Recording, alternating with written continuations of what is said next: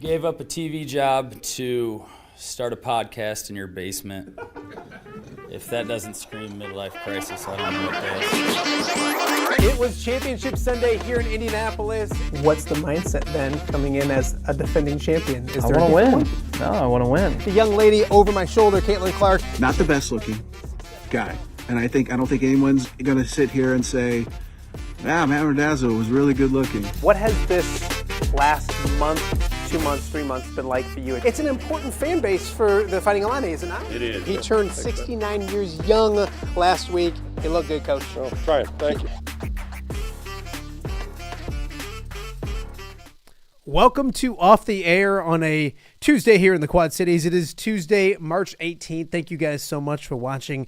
If you're watching live on YouTube, we appreciate that. The subscribers are going well, inching our way closer to 800 subscribers. We appreciate that. So if you're watching us live and you haven't subscribed, please do that ASAP. Also, tell a friend or two or 10 along the way that we're having a fun little show here in the Quad Cities each and every day at 10 a.m. Also, if you're watching live on X, we appreciate that as well. X has been very, very good to us. And also, if you don't like looking at me, and especially when you see my first guest, you're not going to want to watch us.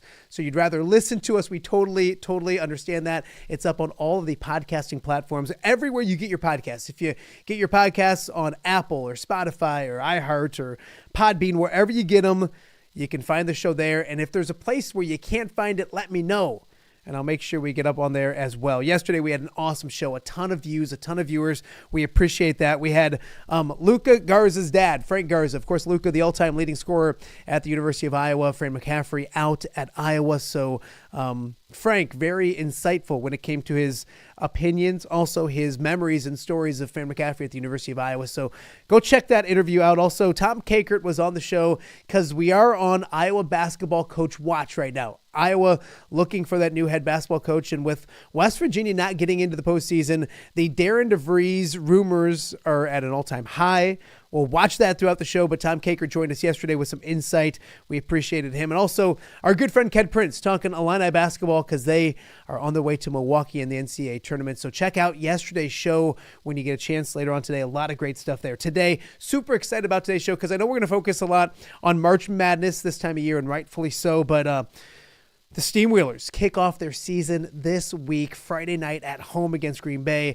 One of the co-owners of the Quad City Steamwheelers, Doug Bland, a good friend of mine, in my house, in my loft as we speak. We're going to join him in just a matter of moments. Also, the Iowa women, always interesting as well. They're a 6th seed. Kyle Huesmann from the Hawkeye Report will join us later on in hour number 1 to talk about the Iowa women, their matchup with Murray State, and also maybe looking ahead a little bit to a possible matchup with Oklahoma and maybe a possible matchup with UConn down the road. So a lot of good stuff to get to from Kyle Huesmann. Also, a young lady from our area who played this year at Bettendorf. She's going to Clinton next year. Jhaliana Guy, just 15 years old. She committed to play basketball at Stanford just late last week. We have her on the show today as well. And then, boy, I hope I'm ready for this, but later in the show, my good friend Brian Stacking will be in the building. He's coming to my house. Stockpile's coming over to my house. I feel like I'm a little kid telling my mom, hey, my buddy Stockpile's coming over. But Brian Stacking will be here to talk about who knows what. So as I mentioned, the Iowa Coaching Watch is continuing. We'll keep you updated on that. I got my phone right next to me in case something happens. But I'd expect it to be an interesting day one way or another coming today, maybe tomorrow on that as well. Also, we're doing an off-the-air bracket challenge. It's free to get into. The link's out there on social media, so go to my Twitter, go to my Facebook, all of that kind of stuff. Sign up, fill out a bracket. It's completely free. The winner gets a large chips and salsa from Snoop. If you had Snoop's chips and salsa, you know what I'm talking about. You also get a dozen enchiladas from him as well. You get a $20 gift card from Hungry Hobo, and you also get a large specialty or 3-topping pizza from our good friends at Godfather's, all fantastic sponsors of the show. So a delicious package. It's free to get into. Head to my social media, get your bracket filled out, see if you can win some delicious food right here in the Quad Cities. So a lot to get to today. Excited about all of that, but we're going to start with our very first guest of the week upstairs, and it is a good friend of mine, a guy that I know very, very well, as I get it correct.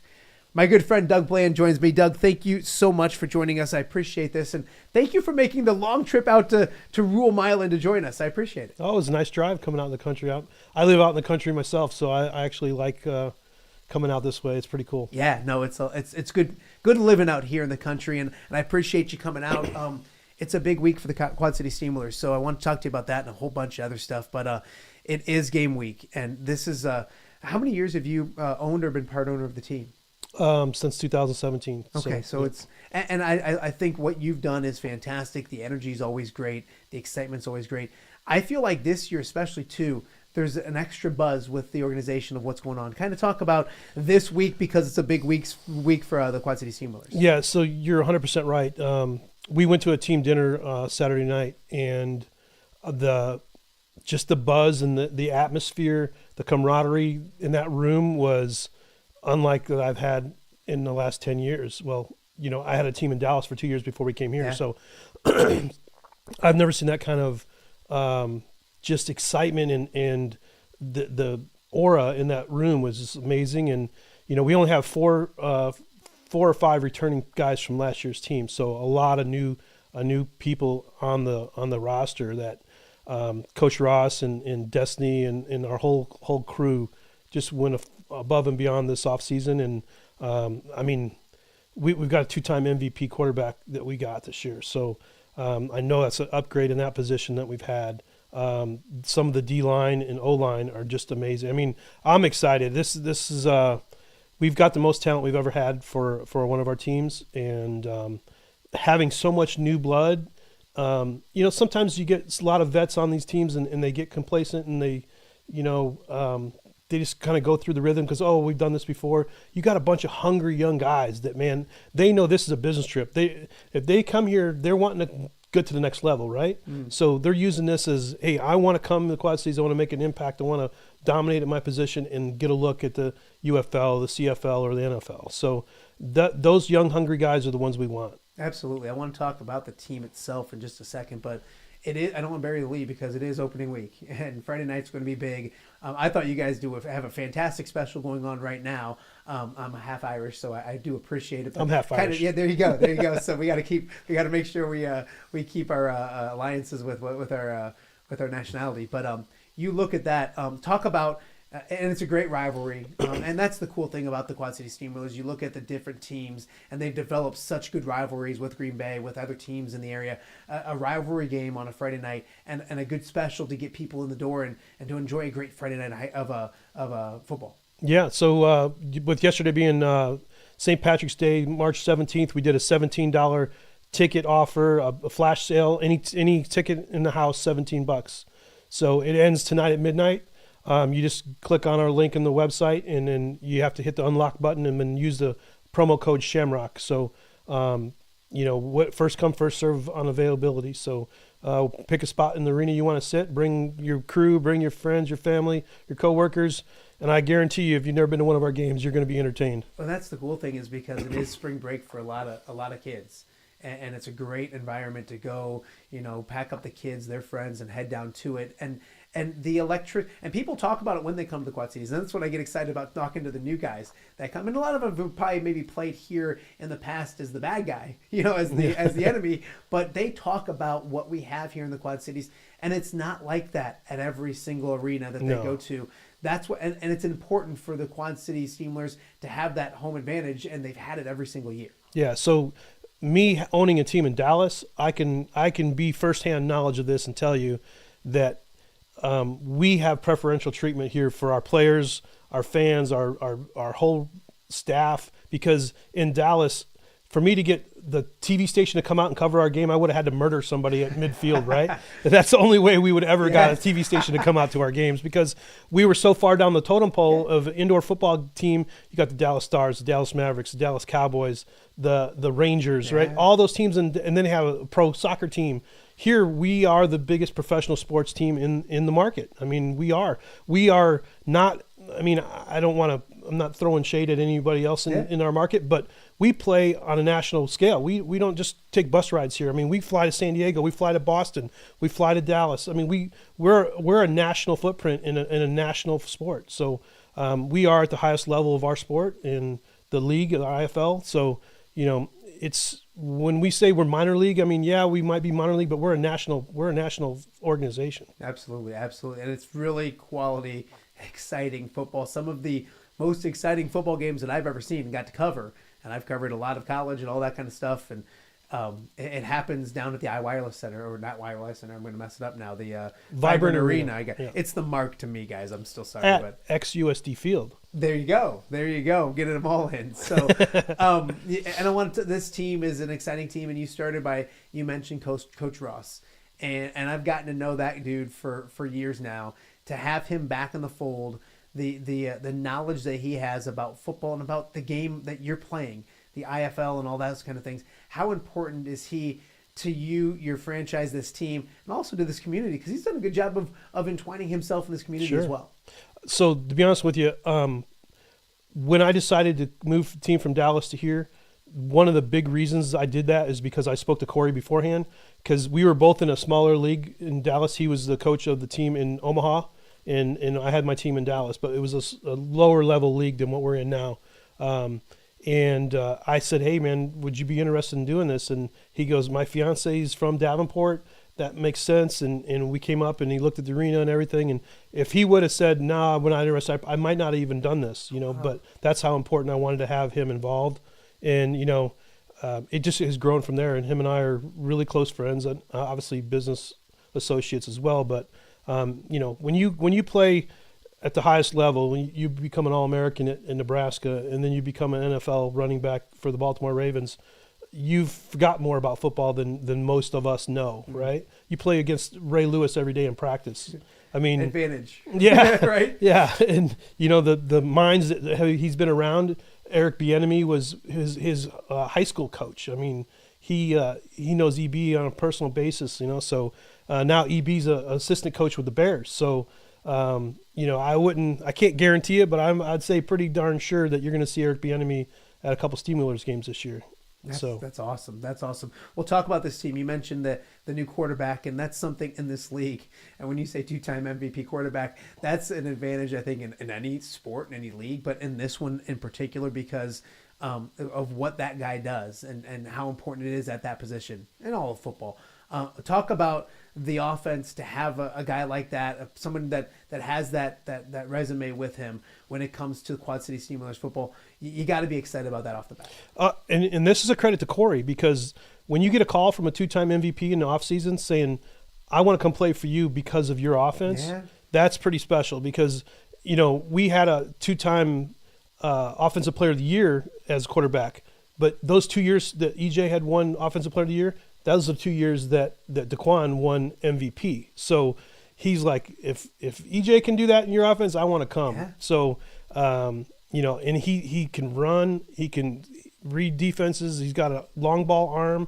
I mean, I'm excited. And our backup quarterback, well, I don't think Corey's made a decision, but we have this could be breaking news. Q1. You're gonna let out a secret. QB1 and QB 1.1 type of thing. Okay. I mean, 1A and 1B. Yeah, I mean, Croft came from the University of Minnesota. He was a starting Big Ten quarterback. Yes. So, I mean, if something happens as far as, this league, I mean, if you get injuries and stuff, in the past, we got an injury. Yeah. We were so scared because you got to bring a backup in that's, is not as obviously on the same level. And I think we are poised to be in amazing shape because it's, like I said, it's QB1 and QB 1.1 type of thing. Yeah. I mean, it's not like you're taking a step back from a backup. Doug Bland, the owner of the Quad City Steelers, in my loft. What a crazy year it's been for me. A year ago right now, I'd be hustling down to, is it Tuesday? So Wednesday's usually the media lunches, and they're delicious. God bless you for doing that. But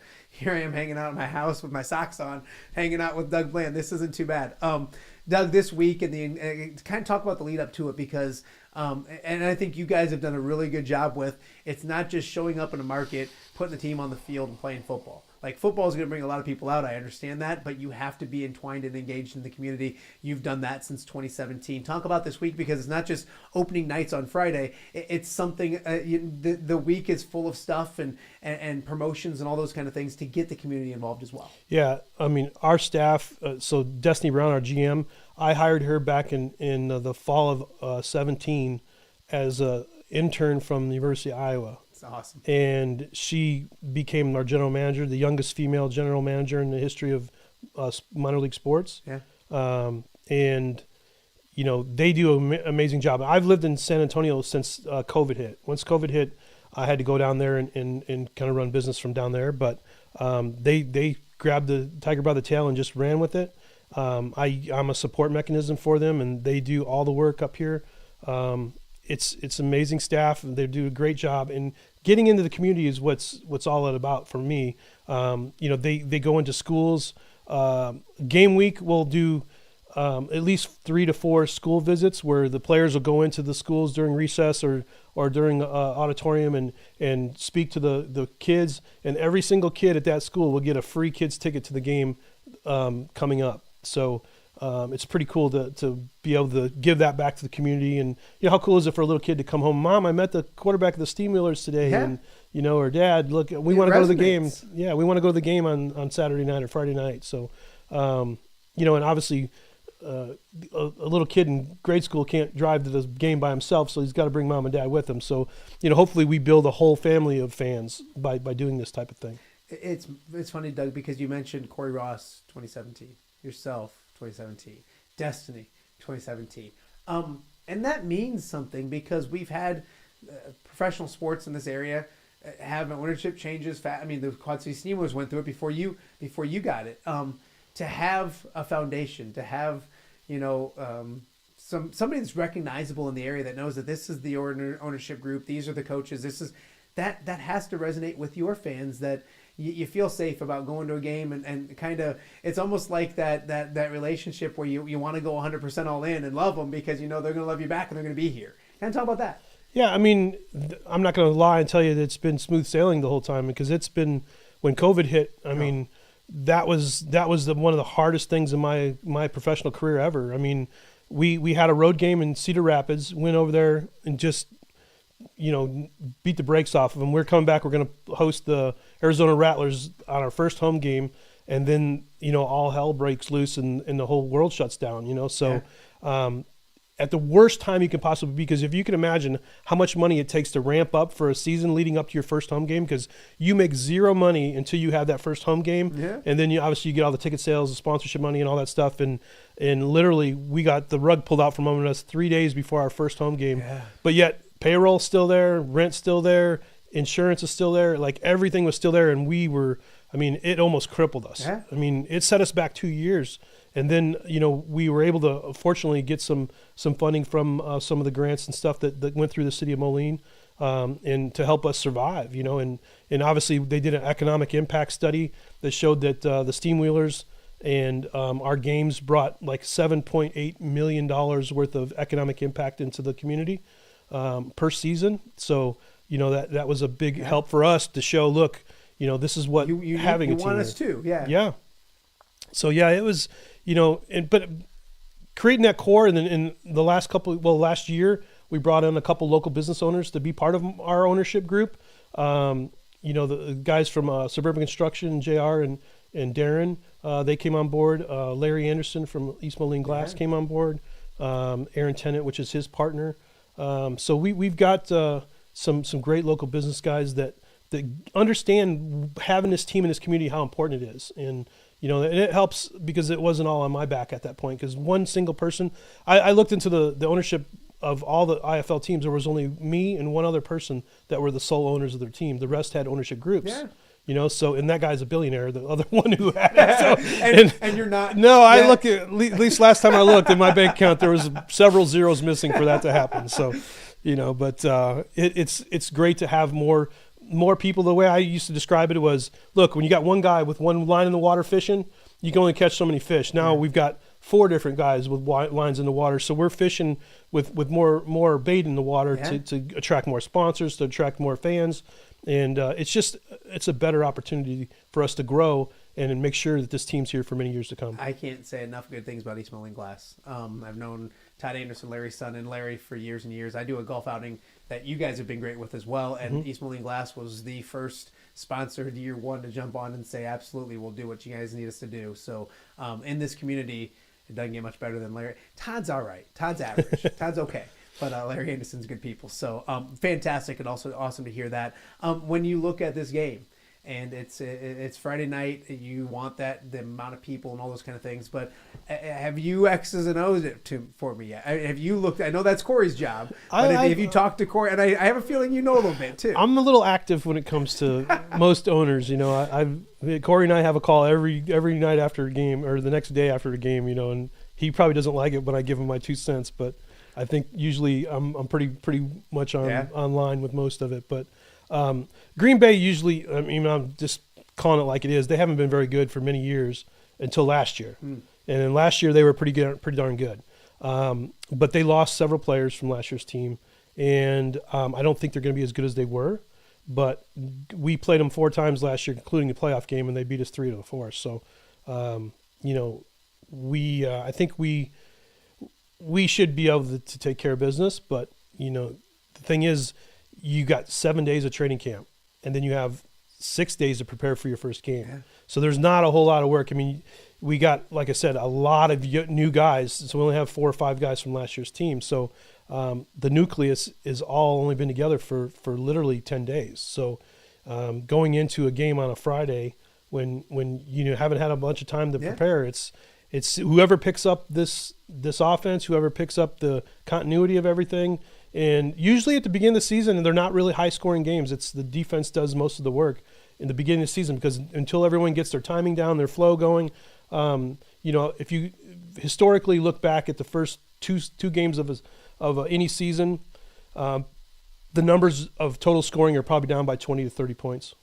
Yeah. Oh, and you mentioned, and I don't want to. You can correct me if I'm wrong, and I've been wrong a lot, but because I'm going back in years. But the year the Wheelers made it to the championship, 2022. I want to say that was a slow start that year too. It was, and that's the thing. And I think that's what Coach Ross does. Yeah. That's amazing. And good football coaches do that. You watch a team get better throughout the season. And I remember talking to him that year, going, Daz, it's getting. We're right there, and it's this and that, and a few and these guys are new and they're getting their continuity, and I can see it. And I think that might be not saying that you're going to start with a few losses or anything like that, but as good as it is on Friday night, I think it's got the ability to get a ton better because of the fact that there's only 4 guys that know each other, that play together. So between last year and this year, last year we went into the first game with 2 stone cold rookie quarterbacks, never played indoor football ever. Yeah. And that is a serious challenge. Now we've got a 2-time MVP quarterback going into this that knows what to expect. Has played Green Bay several times. Corey, obviously, we play him 3 times a year. We know what they're going to do. They haven't changed their coaching staff at all. Yeah. So we pretty much know what their schemes usually are. They may mix it up a little bit, but at the end of the day, it's whoever prepared the best for this first game, because, like I said, it's such a wild card since you literally only have 12 days of practice. Yeah. And the first 7 are cutting the players who you don't know who's going to be on the team. Figure it out before you narrow it down. Right. We had our season ticket holder party on Sunday at Dick's Sporting Goods. Yeah. That was the first time we knew who the 25 guys were going to be on the roster. So, then last night was our first practice with the actual, the 25 guys that are on the team, and we're playing on Friday. So literally the guys that are on the roster started last night. Yeah. Talk to me about football. Here real quick. Doug Bland from the Quad City Steamrollers joining us, and it's such a with the NFL and everything, football is all the time. It's not that you can say this is March Madness, but football is always relevant, and when baseball season starts, football is always relevant. Talk about how much that helps you guys, because you give those fans that want football when it's not football season, if that doesn't make sense. I think it's football season all the time, and it's football season for the Wheelers, but talk about this game, because people are thirsty for football, and you give it to them at a perfect time of year. I agree. There's a reason that spring football in XFL, UFL, all that stuff has always failed, because anything that's not NFL or NCAA football in the fall is always going to be a redhead stepchild to this. Our game is completely different. It's played indoors, played on a smaller field. It's much more fast-paced. It's a completely different animal. Yeah. But it gives that whole fix from the time the Super Bowl is over in February. 1 month later, here we are. We're kicking off, and we're starting, and we'll go through July. So, to me, the worst seat in the house at Vibrant Arena is probably better than the best seat you'd have at Soldier Field. 1,000. Because you are so close to the action. And, an NFL game, you're back 20 yards from the field if you're in the front row, and you can't even see over top of the benches and all that stuff. I mean, the way that an indoor football league game is affiliated and laid out with the stadium style atmosphere, it's just an amazing experience. So what is this? I'm doing math in my head. So help me if my eyes go across. That's why 8th year as the owner, 9th, whatever. Eighth of this team, yes. Eighth of this team. Do you have a moment or two that you look back and say, man, in my 8 years, that was it. That was pretty cool when it comes to Quad City Steamer football. Yeah, 2022. I mean, if you think about it, we were dormant for all but one game in 2020. Yeah. So we were the only undefeated team in the league in 2020, 1-0. Yes, that's right. Yes, you're right. So we actually were unofficial champions in 2020. Who says nobody goes undefeated anymore, right? So 2020 we had one game, then COVID hit. Yeah. 2021 we couldn't play because the state of Illinois wouldn't allow any gatherings over 50 people. So we were dormant for basically 2 seasons. Yeah. The other parts of the league played in 2021 in the states that would allow it, right? So we literally sat out 2 years, come back in 2022, starting completely new roster, completely new everything. I think we had 4 players that we had back, and we would go all the way to the national championship game and lose by 2 points. Yeah. And I mean, and did it mostly all of it on the road, right? Yeah, we all 3 playoff games on the road. No, I remember it well. We basically just snuck into the playoffs. I mean, we've made the playoffs every year we've been in the IFL. Yeah. But we had to beat Iowa at home to lock in the playoff game. Then we went to Boston on the road and beat the number 1 seed. Yep. We were number 4 seed. They were number 1 seed. We go there and beat them, and then we go to Frisco, Texas, and beat them on the road. And then we come back and have to literally fly to Vegas in a couple days and play the national championship game in Vegas. Yeah. And that was probably just a blast, though. It was pretty cool, yeah, because it was the first time it was ever held at a neutral site. It's always been at the number 1 seeds or whoever the highest seed is. It's always been held at their arena. Yeah. And so this is the first time it was held at a neutral site. Beautiful, brand new arena in Las Vegas.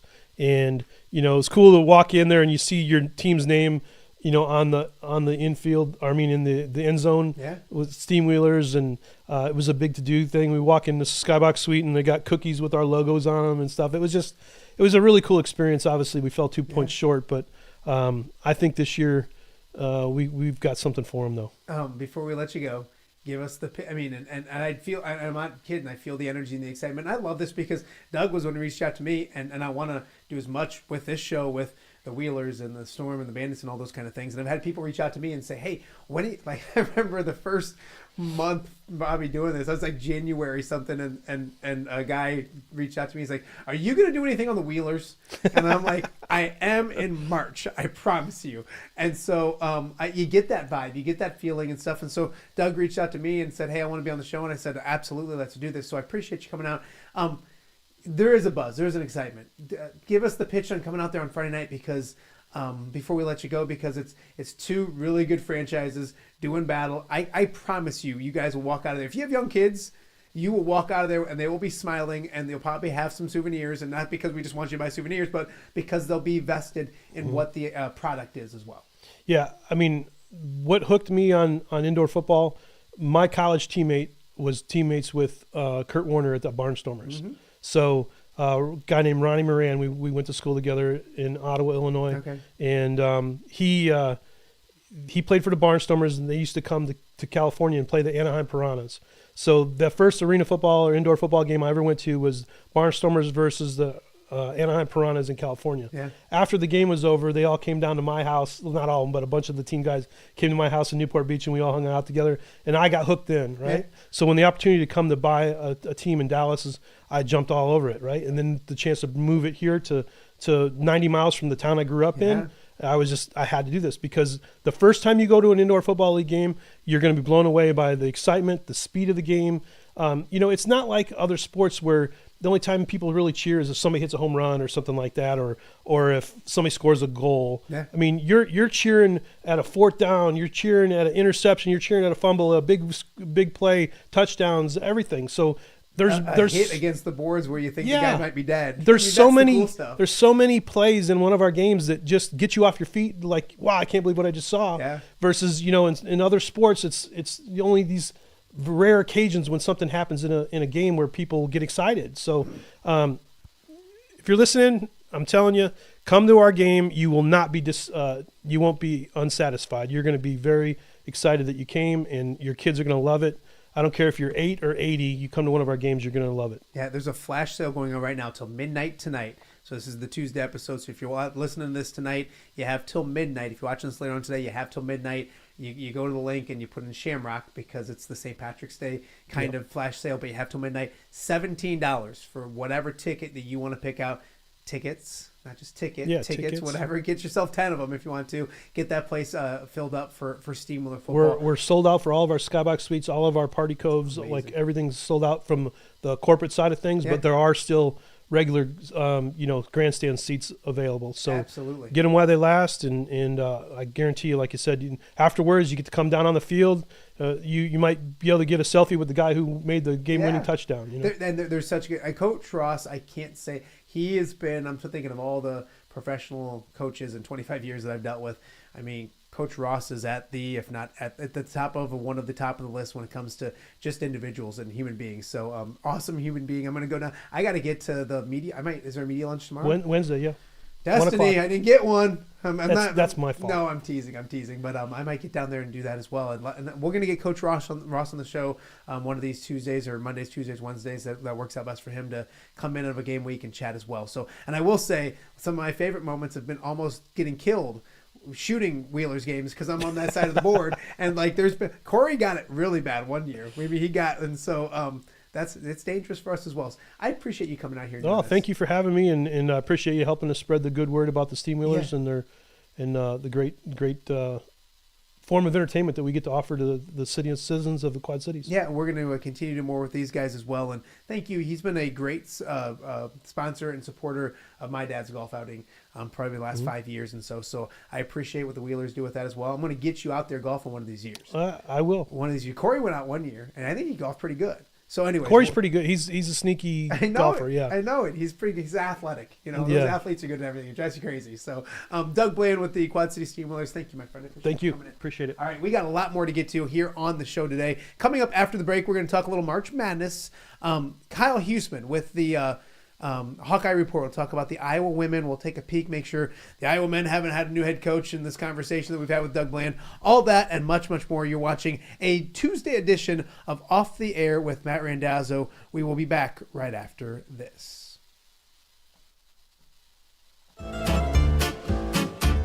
When it comes to quality, convenient pizza, Godfather's Pizza in Silvis has you covered. Featuring a beautiful dine-in area, delivery, and a carry-out window. Godfather's Pizza is that pizza you grew up with, not a convenience store. You see, at Godfather's Pizza, the dough is made fresh daily. That mozzarella cheese is shredded fresh and never frozen. And those toppings are abundantly piled high each and every time. Locally owned and operated since 2010, Godfather's is a huge supporter of local athletes right here in the Quad Cities. So come on by and check them out at 1211 Avenue of the Cities in Silvis. Order online at godfathers.com and reunite with that same delicious pizza you grew up with. All right, be honest. Are you craving Hungry Hobo again? You know, that fresh sliced meat piled high on those amazing sandwiches, hot off the grill chicken and steak with all those delicious toppings, the biggest and best selection of baked potatoes, or simply some waffle fries dipped in cheese. Well, now that Quad City favorite is even easier to get. Download the Hungry Hobo app today. Order ahead, skip the line, and earn rewards all at the same time. There's Double Points Monday and exclusive specials as well. With 12 locations in the Quad City area, it's Hungry Hobo. Now even easier to find, but still hard to resist.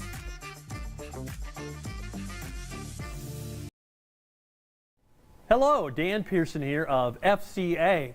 Our team is thrilled to support Off the Air with our good friend Matt Randazzo. We share the view of the power of sport when it comes to relationships, including the influence of the coach. FCA believes the coach is the most influential person in America. Matt celebrates local coaches and athletes. His content is informational, insightful, and inspirational. Our Fellowship of Christian Athlete team loves partnering with Off the Air with Matt Randazzo while we engage, equip, and empower coaches and athletes in our 23 counties. FCA, the heart and soul in sports. View from the West, the podcast covering Illinois high school football. It's going to be a hard-hitting game. It's going to be great football. Weekly analysis and reaction from around the western side of the state of Illinois. This is the game we had circled when the year started. Follow along on YouTube and subscribe wherever you listen to podcasts. It's big-time football out there tonight, and I know we can play big-time football. View from the West. We got you covered.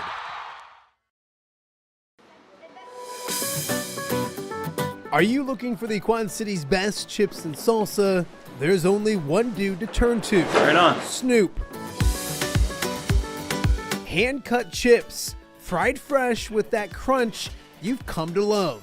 And the most addicting salsa with delicious fresh ingredients each and every time. Pick up your chips and salsa, queso, enchiladas, and much more at the Stern Center in Rock Island. To place your order, simply call the man himself. It's Snoop at 309-314-8197 and find out for yourself what the rest of the Quad Cities already loves.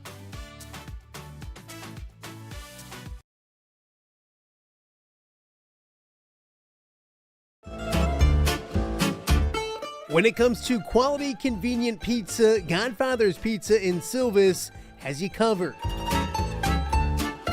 Featuring a beautiful dine-in area, delivery, and a carry-out window. Godfather's Pizza is that pizza you grew up with, not a convenience store. You see, at Godfather's Pizza, the dough is made fresh daily. That mozzarella cheese is shredded fresh and never frozen. And those toppings are abundantly piled high each and every time. Locally owned and operated since 2010, Godfather's is a huge supporter of local athletes right here in the Quad Cities. So come on by and check them out at 1211 Avenue of the Cities in Silvis. Order online at godfathers.com and reunite with that same delicious pizza you grew up with. Welcome back to Off the Air on a Tuesday here in the Quad Cities. In the midst of March Madness yesterday, we talked a lot about the guys. Of course, Illinois, Iowa State, looking forward to the NCAA tournament. Talked a lot with Tom Kakert about the possibility of Iowa having a new head coach and relatively soon. Today, we're going to focus on the ladies and the better half of the, I won't say half because you guys have like a staff of millions, it seems like, at the Hawkeye Report, but our favorite member of the Hawkeye Report, Kyle Huesmann, joins us now. Kyle, thanks for doing this. I appreciate it. And you got some traveling to do. The Iowa women back in the NCAA tournament. And I think when you looked at things on Sunday, you kind of sat there and said, this is a decent draw for the University of Iowa. It gets funky after maybe that first two games and things could be difficult. But I think all things considered, Iowa happy about what they got on Sunday night. You tell us. Yeah, I think so. I mean, going in, there were a lot of options you kind of looked at. You know, some of the projections like ESPN or Her Hoop Stats does a really good one, a really good bracket projection. Certainly not as many projections as the bracket matrix for the men that has like 111 or something. But you looked at the options and you felt like Kentucky would be one that you would feel good about if they were a 3 seed. North Carolina if they were a 3 seed, and Oklahoma was kind of the other one that you wouldn't feel super good about, but maybe compared to some of the other options, like it looked like LSU was going to drop to a 3 seed after TCU had won the Big 12. There was talk that TCU maybe could stay as a 3 seed. So there were some options that you didn't like, and there were some options that you did like. And then yesterday, the selection show happens, and LSU comes up as a 3 seed, and that was a scary one, and Iowa didn't go there. And then Notre Dame came up as a 3 seed, which was somewhat of a shock. Duke had went up to a 2 seed. Which was another one that was kind of in the conversation. And when Notre Dame came up, you felt like the location proximity with Iowa City meant that Iowa could go there. Michigan ended up going there, so Iowa kind of dodged a bullet there because I felt like LSU and Notre Dame would have been a completely different level than some of the other 3 seeds. And North Carolina ended up getting a 3, which was a little bit of a surprise, but Iowa got Oklahoma and Kentucky fell to a 4. But looking at how the 3 seeds played out, to get Oklahoma, I think was certainly better than LSU or Notre Dame. Not to say that Oklahoma is not a really good team, and it's going to be really tough to go in there and win if Iowa can get into that second game. But comparatively to LSU or Notre Dame, I feel like even though LSU and Notre Dame are both 3 seeds, at their best, they're 2 seeds, potentially 1 seeds. So I felt like Iowa maybe dodged a couple of bullets, and if you want to say that Oklahoma was a good draw, I think it was better than some of the other options that were out there. No, absolutely. When you look at and we'll talk because we talk a lot about Oklahoma, and I want to focus on Murray State here in a second because nothing is given in March Madness. We both know that. But talk about the atmosphere, the environment of Sunday, because the last couple of years it's been what it is, and Iowa expecting top seeds being at home, all those kind of things. Kyle, it wasn't a month ago, maybe a little more than a month ago, that we sat here wondering if Iowa was going to be in the NCAA tournament. And we've talked about it, but to have this team go from where they were at, being a bubble or maybe even being the outside looking in at one point, to being a 6 seed, it's just amazing how quickly things changed and how good Iowa has played the last, 2, 3, 4 weeks of the season. Yeah, I mean, I think this team knows that the way they've played over the last, 10, 13 games, they won 10 of their last 13 coming into the tournament now. This team knows that the way they're playing better than a 6 seed, and certainly better than what they were projected at a month and a half ago when they were on the bubble for a little bit. But yeah, the mood on Sunday I would say was similar to the last couple of years that I've been at the watch parties. But the thing that was different this year is like you said, they've gotten to host the last couple of years. So you go into the selection Sunday knowing you're firm. They weren't on the bubble for hosting either. They were firmly hosting as a 2 or a 1 seed. So there's a lot of anxiety that's taken out of it. You know where you're going to be playing, and that's just kind of the feeling of, all right, who are we going to get as our teams that are going to be coming to Iowa City? But you have that feeling of knowing that you're going to be playing those first, at least 1, if not 2 games at home and for Iowa in front of a sold out crowd. So I would say the difference on Sunday was just the anxiety of not knowing where you're going. That you're a 6 seed and you're going to get a really good 3 seed. Who's that 3 seed going to be? Who are you going to play in the first round? Because you're always excited to see who you're going to play, but there's a huge difference between a 15 or a 16 seed and 11 seed.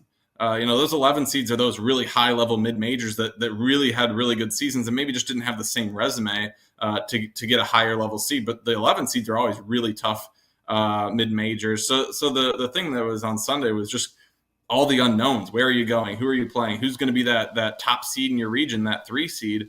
But any selection Sunday, there's always that anxiety of everything. Just even if you're in, just all the unknowns about it, you just get so anxious about the whole show and just seeing where teams are going, where are the other Big Ten teams going, where are the top seeds going, all that stuff. So I think overall it was pretty similar feeling amongst the group. But it was just a little bit different because they are going to be traveling somewhere else. And so there was that extra unknown for Sunday's selection show. Absolutely. Kyle Huesmann joining me right now on Off the Air with Matt Randazzo. And Kyle, when you look at it, I do want to focus on Murray State because so often we get so fixated on that second game. And you mentioned Murray State. I mean, when you dive into it and look at the numbers and look at their resume and look at what they've done, it's a really good first round matchup and a really good challenge for Iowa coming up on Saturday. Yeah, I mean, for a mid-major, I mean, Murray State's up there, and deservedly so, as an 11 seed. They're up there as one of the top ones. I think, South Dakota State's a 10 seed. There's a couple others that are up there that are a little higher than Murray State. But, you just hear Murray State, and it's not a team that you hear a whole lot about. I believe this is their first time in the NCAA tournament, so certainly someone that hasn't been talked a lot about as an NCAA tournament team in their program's history. But you look at it, and there's a lot of good things to say about Murray State. I mean, they're averaging over 10 threes a game. They're second in the country in threes made per game. They shoot a lot of them, and they shoot pretty well, right around 35%, which is up near the top in the country as well. The thing that stands out to me is they have 7 players that have made 25 or more threes this year. I don't want to mess up the name. Hallie Polk, maybe, from Waterloo. So an Iowa native, she's made 71 threes this year. She leads the team, but they have a bunch. It's 71, it's 54, 53, 43. So they've got a lot of shooters across the team. And then Caitlin Young, they're a little undersized, but Caitlin Young, they're 6'1" forward, has over 3,000 points for her career. She is the active NCAA leading scorer right now. Caitlin goes off to the WNBA, and Caitlin Young is the new active leading scorer in the NCAA. She just crossed 3,000 points against Belmont in the MVC championship game, averaging 22 points a game. So she's a very good player as well, shooting right around 55% from the floor, and she is the one that has made 43 threes. So a forward that can play inside and play outside. They're averaging almost 88 points a game. So a very high level offense. Again, they're playing in the Missouri Valley, which isn't, the Big Ten. It's not the SEC or the ACC. But I would say the MVC is up there in terms of mid-major conferences. I would say they're one of the top ones, if not the top mid-major conference. They played LSU early in the season and led by 9 at halftime, put up 46 in the first half. LSU, took it to them in the second half. I believe held them to like 14 or 15 in the second half and won 74-60. Then they lost to Alabama as well. I believe it was like 90-65. So they played a couple of high-level teams and not scored as many points. But down the stretch over the last few games to end the season, Murray State's played at a really high level. I believe it's 10 or 11 of their last 10 or 11 or 12 games, they scored 80-plus points. So they're scoring a lot of points. They put up 96 against Drake in the MVC semifinals, beat Belmont 83-62, and that's a solid Belmont team. So offensively, Murray State poses a lot of issues with their three-point shooting. Like I said, undersized. So defensively, with an Iowa team that rebounds really well and can score in the paint, there's going to be some matchup issues. And Murray State isn't a great defensive team. I think you'd be a lot more worried if they did have a solid defense. But ranked near 200 in adjusted defensive efficiency per Torvik. So not a great defensive team, which is a number that makes you feel a little bit better if you're Iowa, just looking at how good Murray State is offensively. But yeah, I think this is certainly a tough matchup. A matchup that I still favor Iowa in, of course. I believe the opening line was 11 or 12 points to Iowa. But, we always talk about, you get into postseason play or even during a regular season. If you have that underdog that's a 10, 15-point underdog, the one thing that can really close the gap really quickly is making a lot of three-pointers. You put up double-digit threes in a game where you're an underdog, and it can climb you right into the game. So that's the thing that Murray State does have, is if they can get rolling from the three-point line, that can change the matchup a little bit. But I do like the way Iowa matches up with them on Iowa's side of the court on offense, just because Murray State doesn't have anyone taller than 6'1". So rebounding could be a bit of an issue. Guarding against a Hannah Stolke or an Addie O'Grady or Ava Hayden, if she gets in the game for some minutes, that's going to be a tough matchup for Murray State.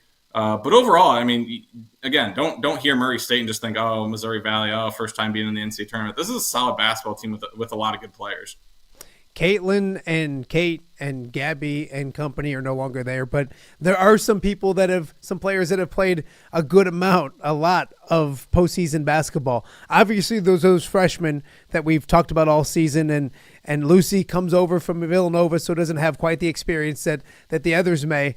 But what is that going to be like? Because here's Murray State, playing in the NCAA tournament, and you have Sydney and Hannah and Kylie and some others that have a good amount of experience in these types of situations. That's got to help Iowa coming up this weekend, doesn't it? Yeah, I mean, Sita Fulter is certainly kind of the leader there in terms of time on the court during some of these last couple of runs for Iowa. Certainly last season when she was in the starting lineup. But Addie O'Grady has played her part, and especially in the Final Four, has played a little bit against LSU in the national title game a couple of years ago, played against LSU in the Elite Eight last year. So she's had some experience here and there in the NCAA tournament, had a really good first-round game against Holy Cross last year. Kylie Feuerbach certainly has gotten her time. But Lucy Olson as well. In her time at Villanova, they made a couple of NCAA tournaments. She played in 5 NCAA tournament games. She played in the Sweet 16 game with Villanova when Maddie Siegrist was a senior. And then last year, it wasn't the NCAA tournament, but the WBIT, they made a run to the finals. They played against the Penn State. They played against Illinois, who were good teams last year. So Lucy Olson has a good bit of postseason experience, some NCAA tournament experience, which will certainly help as well. Obviously when a team like Murray State is playing in their first ever NCAA tournament game, they have no experience in this thing. And Iowa certainly has more. And I do think, that will come into play a little bit, especially if it's a close game. Just Iowa knowing what it takes to win an NCAA tournament game, what it takes to grind out an NCAA tournament game. They've had to do it the last couple of years. Now, it wasn't their home arena, but a couple of those early games, against Georgia a couple of years ago, against West Virginia last year, they've had to grind out a couple of those early tournament games. On the road, it'll be different. Now, obviously, Murray State is not going to be the home team. It'll be at Oklahoma, so a neutral site.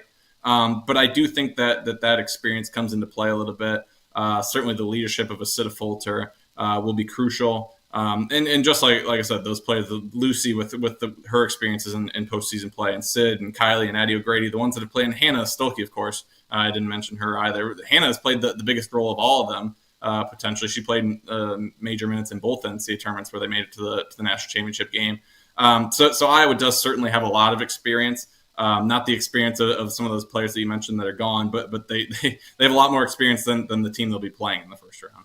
Kyle, when you look at it, the Iowa women have been so followed, so well-liked, so beloved, and Iowa fans do travel. And then when you look at locations, that's, I think, always the biggest thing for me. One of the biggest things when Selection Sunday comes up is location compared to where you're at, and easy distance for fans to travel and all that. It's not going to be like last year. It's not going to be, one, they were at home the first two rounds, but then when they got on the road, it didn't matter where they went. Big Ten tournament up in Minneapolis, whatever. They were like the Beatles last year. When they were on the road, fans flocked. This year's not quite the same. Talked to Chad Lystico last year, and obviously good crowd in Indianapolis, but it wasn't the Caitlin Mania and all that kind of stuff. What are your expectations for Norman, Oklahoma? You talked about making the drive and how long it is and all those kind of things. Iowa fans do well traveling. Do you expect to see a decent amount? Obviously, you mentioned it's a neutral site game on Saturday, possibly a road game on Monday. Your expectations, your thoughts on the black and gold maybe in attendance down in Norman, excuse me. Yeah.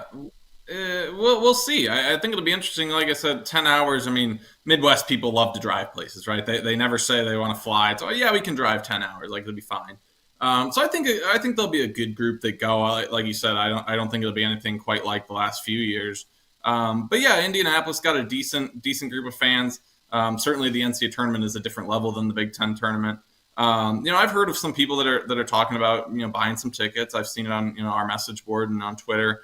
I'll be interested to see. I don't think it's going to be a crazy group, and of course, you're playing at Oklahoma on Monday if you make it there. So the Oklahoma fans are going to take a bunch of those tickets up. But I do think there'll be a solid group of Iowa fans there. How large, I don't know, because this is such a different situation with Iowa getting to host, the last 3 years. The last 3 years of Caitlin's career, they were in Iowa City for their NCAA tournament games for the first couple of rounds. And then the year before that was the COVID tournament in San Antonio. So we really haven't gotten this to see anything to compare it to in terms of, traveling to another location for the first couple of rounds of the tournament. So yeah, I'm interested to see. I think there'll be a decent group there. It will certainly be Oklahoma heavy if they play them on Monday. Well, let's talk about Monday, and we can put the cart ahead of the horse because that's what we get to do. Obviously, Iowa can't do that, but what do we know about Oklahoma? You mentioned them as a 3 seed, one of those mid-tier maybe 3 seeds, not the best of the best, but not one that you maybe are going to fear the most. What can you expect from Oklahoma? Obviously, it is going to be a road game, but if it gets to that point, just what do you know about Oklahoma going down to that stadium, that arena right now? Yeah, they're currently 10th in Torvik in their ratings, 10th in the country, 24th in adjusted offense, and 11th in defense, which those are pretty good. That's pretty balanced. Obviously, Reagan Beers, the transfer from Oregon State, one of the best centers in the country. Iowa hasn't gone up against a lot of true centers this year. Outside, Lauren Betts would be a true center. She can shoot the mid-range a little bit. But it feels like, you go back a couple of years, and it seemed like there were a lot more back-to-the-basket centers in the Big Ten. You talk about people like Monica Sonano, certainly, or Megan Gustafson going back a few years. And across the Big Ten, it felt like that. They haven't gone up against a lot of Reagan Beers types players this year. Iowa doesn't have, a true center. Like I would say, Hannah Stolke is not a true center. Addie O'Grady is, but not, in the way that Reagan Beers is. Reagan is a fantastic center.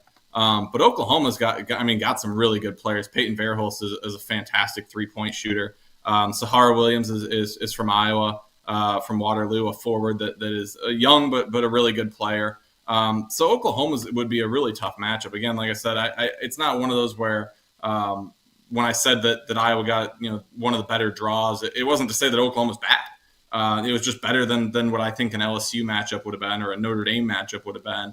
But Oklahoma can rebound really well. 29th in offensive rebounding, 16th in defensive rebounding, 6th in the country in 2-point shooting percentage.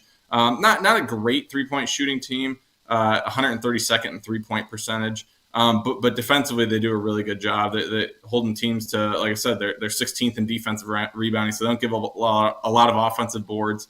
32nd in effective field goal percentage defense.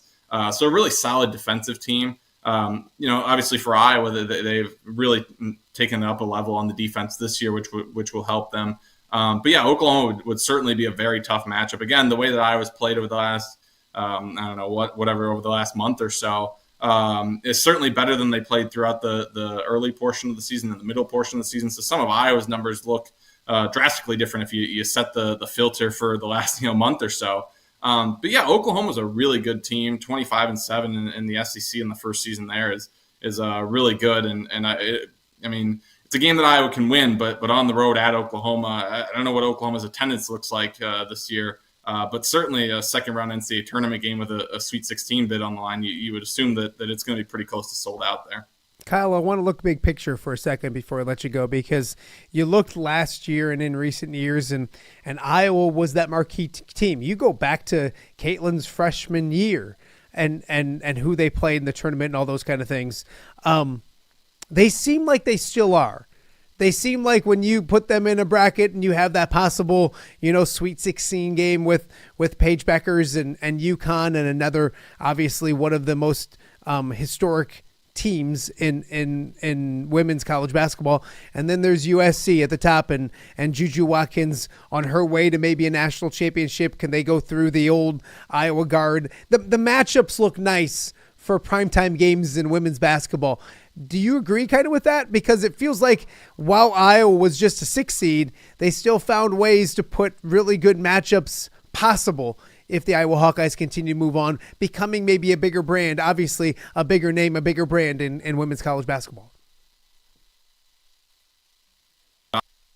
Iowa has 2 and even 3 years, and even going back a little bit more, that just kind of the way that they've grown with Megan Gustafson and Kathleen Doyle into the Caitlin Clark years, and obviously the other players like Kate and Gabby, and the part that they did to help grow Iowa's brand. Anytime you have like a 2 or a 1 seed and you can get a matchup with them, those are going to be pretty high level matchups. But certainly, UConn with Caitlin and Paige faced off in their freshman years in the NCAA tournament. In the Sweet 16 even, and obviously USC with Juju. The ones and the twos in this region, maybe more than the others, have more connection to Iowa. Obviously, Iowa and UConn faced in the Final Four last year, and USC and Iowa played in Iowa City this year. So I would say that more than the other ones and twos. And you look at the other ones like at UCLA, obviously Iowa played them, and NC State. There's not really much connection to Iowa. Iowa did play NC State a couple years ago, but not much there. South Carolina, obviously, Iowa's played them a couple times. Not much connection with Duke. Texas, there's no connection. And TCU would have had the Haley Van Lith, storyline. But I think most of the connection with those 1s and 2 seeds comes with USC and UConn. We'll see how far Iowa can go. I mean, I think if they made it to the Sweet 16, UConn would be, that would take a pretty special performance to do that, to get to a potential USC matchup. But yeah, if you look further ahead, and actually, what I should mention is the Oklahoma matchup has its fair share of connections as well with Jenny Baranczyk at head coach. Obviously a former Hawkeye, played under Lisa and Jan, coached at Drake for a few years. So there's a giant Iowa connection right there, and potentially in the second round. So you look at, if Iowa can make a bit of a run, Oklahoma's has their own storylines. UConn would have storylines, obviously, and if it came to it, USC would have a lot of storylines as well. Kyle, before we let you go, you're making the move down to Oklahoma. Kind of talk about your coverage when you guys are going to get down there, and it's going to be a busy weekend for you, which is a good thing for Iowa women's basketball.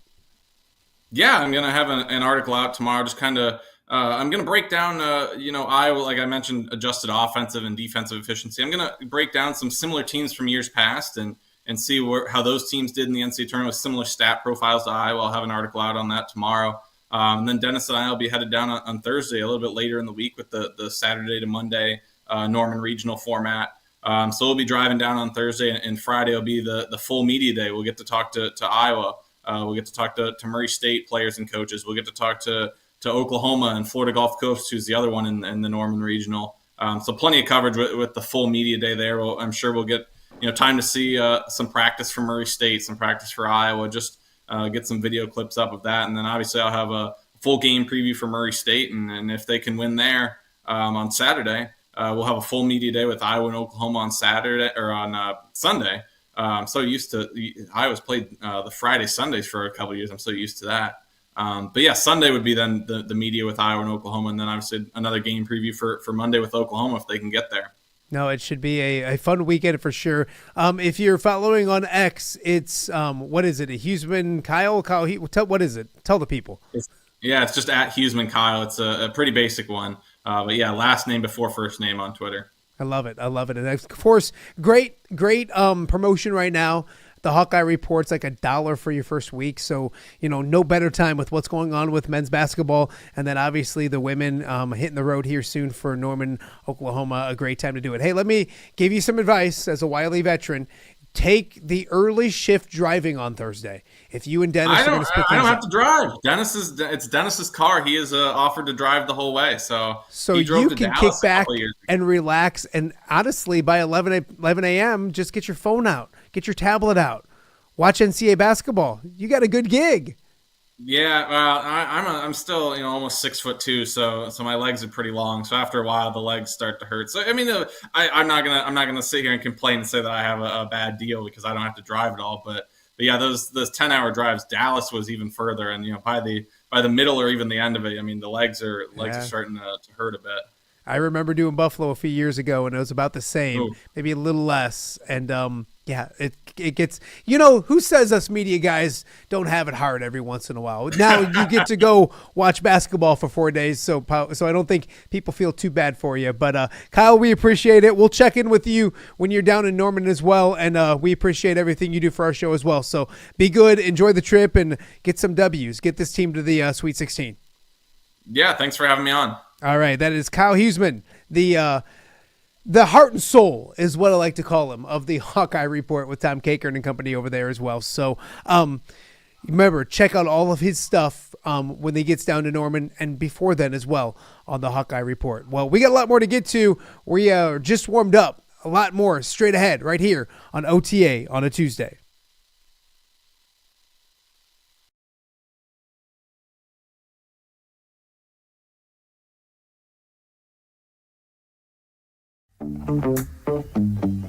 All right, be honest. Are you craving Hungry Hobo again?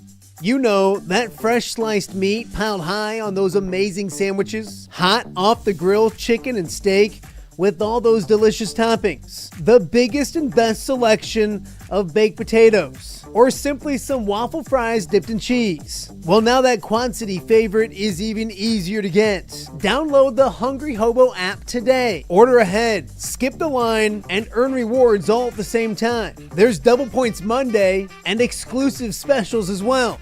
With 12 locations in the Quad City area, it's Hungry Hobo. Now even easier to find, but still hard to resist.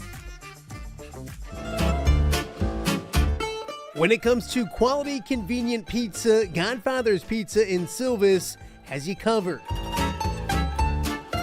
Featuring a beautiful dine-in area, delivery, and a carry-out window. Godfather's Pizza is that pizza you grew up with, not a convenience store. You see, at Godfather's Pizza, the dough is made fresh daily. That mozzarella cheese is shredded fresh and never frozen. And those toppings are abundantly piled high each and every time. Locally owned and operated since 2010, Godfather's is a huge supporter of local athletes right here in the Quad Cities. So come on by and check them out at 1211 Avenue of the Cities in Silvis. Order online at godfathers.com and reunite with that same delicious pizza you grew up with. Are you looking for the Quad Cities' best chips and salsa? There's only one dude to turn to. Right on. Snoop. Hand-cut chips, fried fresh with that crunch you've come to love.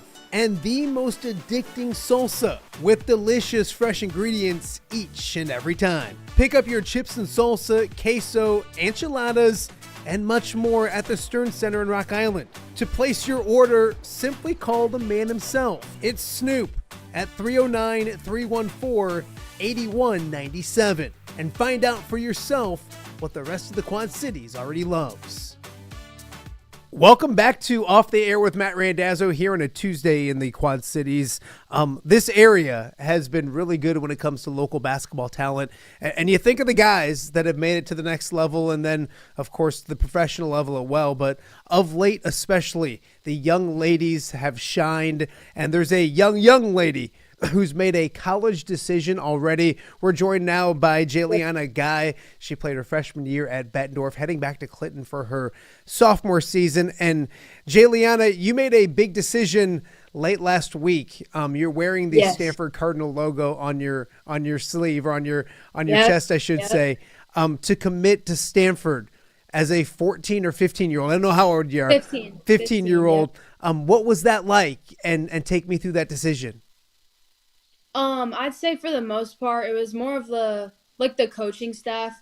They've just been great to my family and I, and they have a very good legacy of just not in basketball, in all sports, like water polo, rowing, just stuff like that. So they've just won in all areas, and I think that that's somewhere where I want to be. And not only the sports are good, but the academics, of course, which is what they're known for, but the athletics are very well matched with that. So that's where I wanted to go. Yeah, a full package, if you will. Very good with the academics. What has the last year been like for you? Because you are only 15 years old, and the best of the best, the biggest schools, the biggest names in women's college basketball have been showing attention and offering and all of that kind of things. What was that like, and was it weird at first? When did you get used to maybe the attention from some of the biggest names in the sport? I'd say, so my 7th grade year, that's when I first started talking to college coaches, and then just from there, it just kind of exploded. It was just a lot. It all happened so fast. So, I just really, it wasn't really that big of a deal for me. I just took a call one by one. It wasn't more of a pressure, I feel or anything like that. But I'd say the recruiting experience was good, but I already knew where I wanted to go, so why not just do it now? Absolutely. Kind of talk about that, because you are young, and some people wait till their junior year or sophomore year. Yeah. But to be in the middle of your freshman year, or the end of your freshman year, but middle of your freshman year in school and all that kind of stuff. Yes. Why now? You kind of talked about it, but why now? And when did the decision come to your mind where you're like, hey, I want to do this and I want to do them now? Take me through the thought process.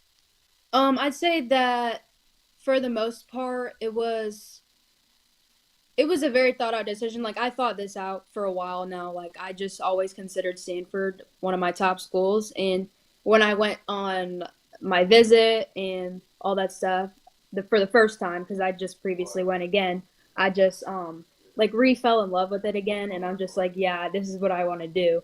And it's been great. Yeah, and you get to go out to California.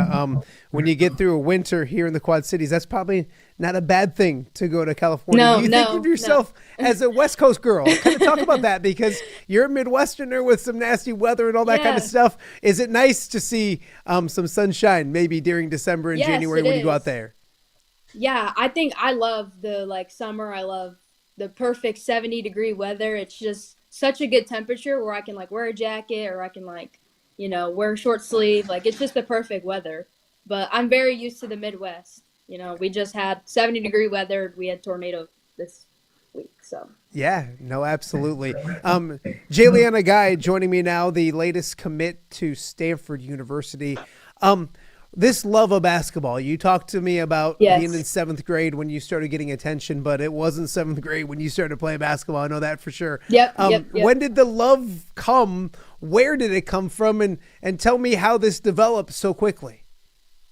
So I started playing in 3rd grade. My dad introduced it to me, and it was for the rec league or YMCA, whatever you call it. So I started playing there, and then ever since I just wanted to keep going every season. And then I found myself going to the gym every single day, just shooting with my dad, dribbling and stuff. And I just I was I really want to do this. So I took it very serious, and then I started with a competitive AAU team. out in Des Moines, so I would drive like 2.5 hours every week just to get to practice. So I was very dedicated, and I wanted to pursue like the basketball career. So that's kind of, I guess my love from it is from my dad, but also just me intentionally. Absolutely, absolutely. Give people a scouting report on Jhaliana Guy. What do you do well? And then maybe on the flip side, what are the things that you have to work on as you get ready to become that complete player at the college level? 3 years of high school left. You're a puppy, I tell you, but what are the things you got to work on? Yes, so one of my specialties are like my speed and my shooting, my athleticism, stuff like that. And I think I need to work on like being more of a leader. Like I'm already a pretty good leader, but there's always room for improvement. So like just being more vocal, getting like more words of encouragement, and definitely like giving more affirmations to my teammates, which I don't know, you can always do more. So absolutely. Okay. It sounds like you and Dad have spent some time in the gym. Yes. Can he ball? Is he a baller? Oh, yeah, he is. Okay, so be honest with me. School, I don't know if he's around you, so don't look at him. If he is, look at me. He's not. In a game of horse, who's winning right now? Jhaliana or Dad? Me. Okay. He's just like, I don't know. He's a pretty good shooter too. I'm just better. So I love it. I don't know. What can I say? Okay. Now let's say you check it up and you play one-on-one. Who's going to win that game, Dad or Jhaliana? To what's the points to? Let's go 11 by ones and twos. Okay. So he's a pretty big guy. So like I think it'd be a close game, but I'm still going to like take the W. I'd say it'll be like 7-11. Okay. You gave Dad 7 points. Generous. That's nice of you to at least give Dad some points. All right. I hope I don't get you in trouble when he watches this. I don't think it will. I don't think I will. Jhaliana, you look at other things and you talk about basketball being so important. Yes. What tell me about Jhaliana, the 15-year-old. What do you like to do in the spare time? If you want to get away from basketball for a little bit, what are the things you want to, do and kind of relax and unwind doing? I enjoy hanging out with my friends a lot. I've like my childhood friends, like I've just always been super close with them. So I enjoy hanging out with them. I like playing Fortnite, like video games. I like to play Roblox too. Okay. I don't know. I like to read. I like to do yoga. I like to, spend time with my siblings. Stuff like that. So. Yeah, absolutely. Some fun questions for you. If you just get done at a tournament or a long day of basketball and you're just starving and you just need to like treat yourself and go eat, what's the favorite thing to go get to kind of, feed the beast a little bit and eat and refuel? Definitely Chipotle, because Chipotle. Okay, so here's the thing. So Chipotle is like very good for you because it has like all that protein and stuff, and it just tastes super good. So that's definitely my go-to after like a long tournament or like weekend games and stuff. So see, you're healthy still. Oh, you're supposed to say like greasy burgers and fries like I do, and you look at you. You're still being good. Taco Bell if I'm feeling that. All right, yeah. I love it. If you could play one-on-one with anybody in the world, who would it be and why? Who would I play one-on-one against? Guy or girl, it doesn't matter. Hannah Hidalgo. Okay. Just because, like, I feel like she would make me better, too. Like, just be able to guard her and, like, she's also very fast like me, so it'll definitely be, like, button heads, so... I think I want to play Hannah Hidalgo. Yeah. I love it.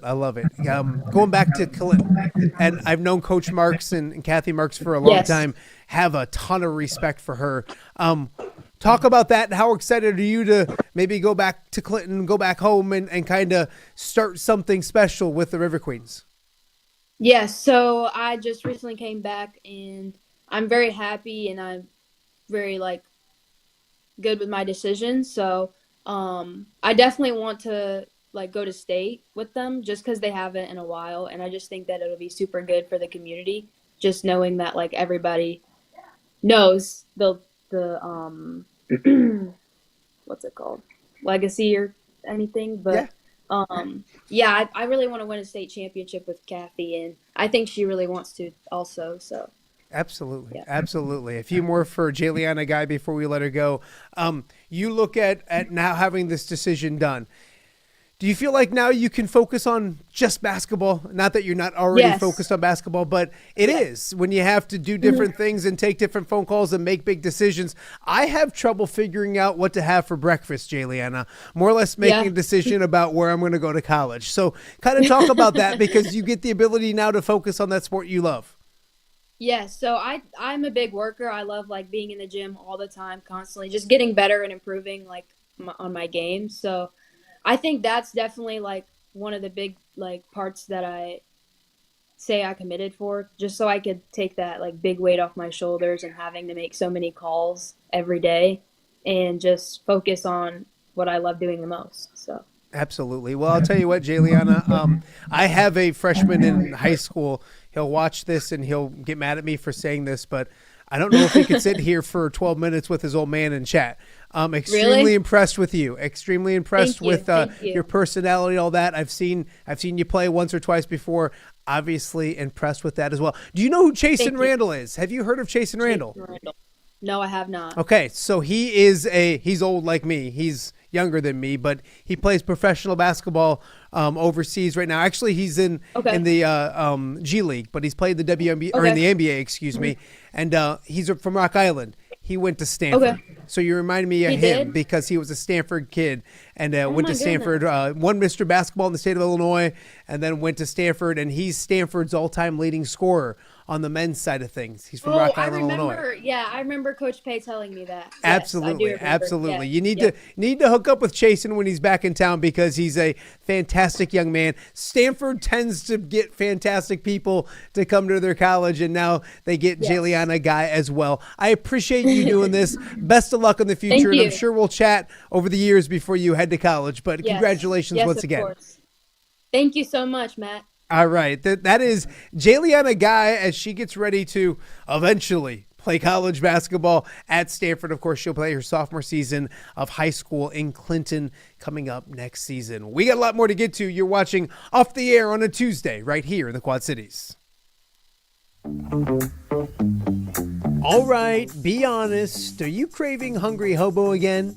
You know, that fresh sliced meat piled high on those amazing sandwiches, hot off the grill chicken and steak with all those delicious toppings, the biggest and best selection of baked potatoes, or simply some waffle fries dipped in cheese. Well, now that Quad City favorite is even easier to get.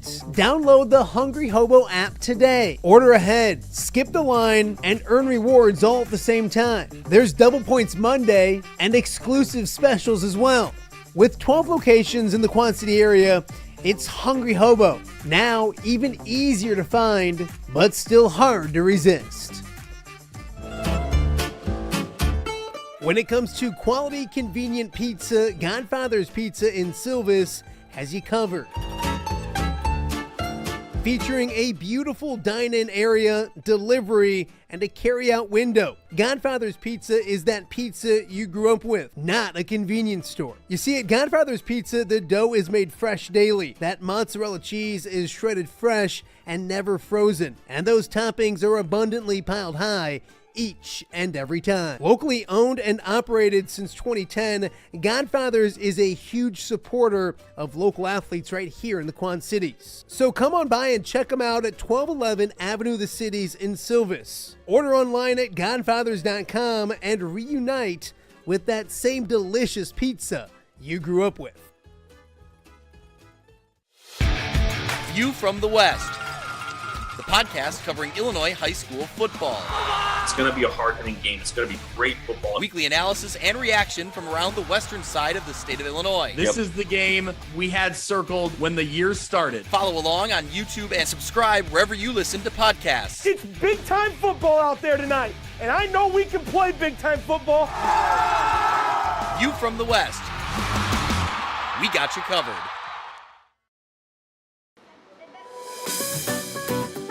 Are you looking for the Quad City's best chips and salsa? There's only one dude to turn to. Right on. Snoop.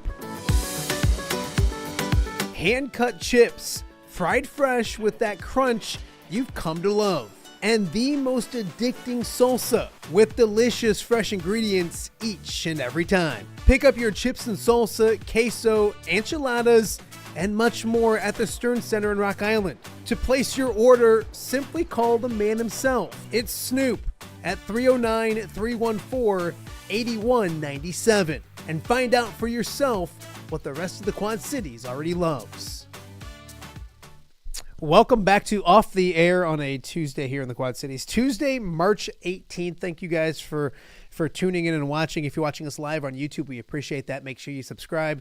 If you're watching on X, which it looks like almost 2,000 of you are, so that's weird and thankful. So thanks for doing that. And also all the podcasting platforms as well. If you don't watch the show, which I understand, go listen to it so you don't have to look at me and especially my next guest. Woo. You do not want to look at my next guest. But so far on the show today, Doug Bland, the owner of the Quad City Steamwheelers, in the house. I'm talking about the Wheelers. Their home opener is Friday against Green Bay. There's a great promotion right now. Go to the Quad City Steamwheelers social media stuff.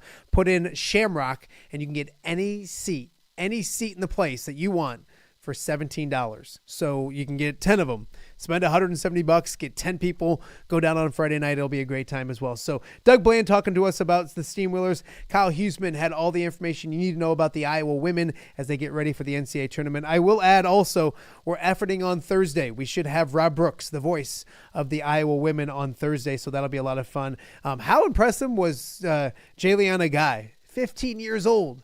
An outstanding job. She's heading to Stanford to play basketball in like 4 years, or she's got 3 more years of high school left, and then she does that as well. A couple quick reminders. We are watching the Iowa basketball coaches watch. Obviously, the rumors of Darren DeVries were yesterday. Now there's some talk that maybe Indiana's more involved than we thought.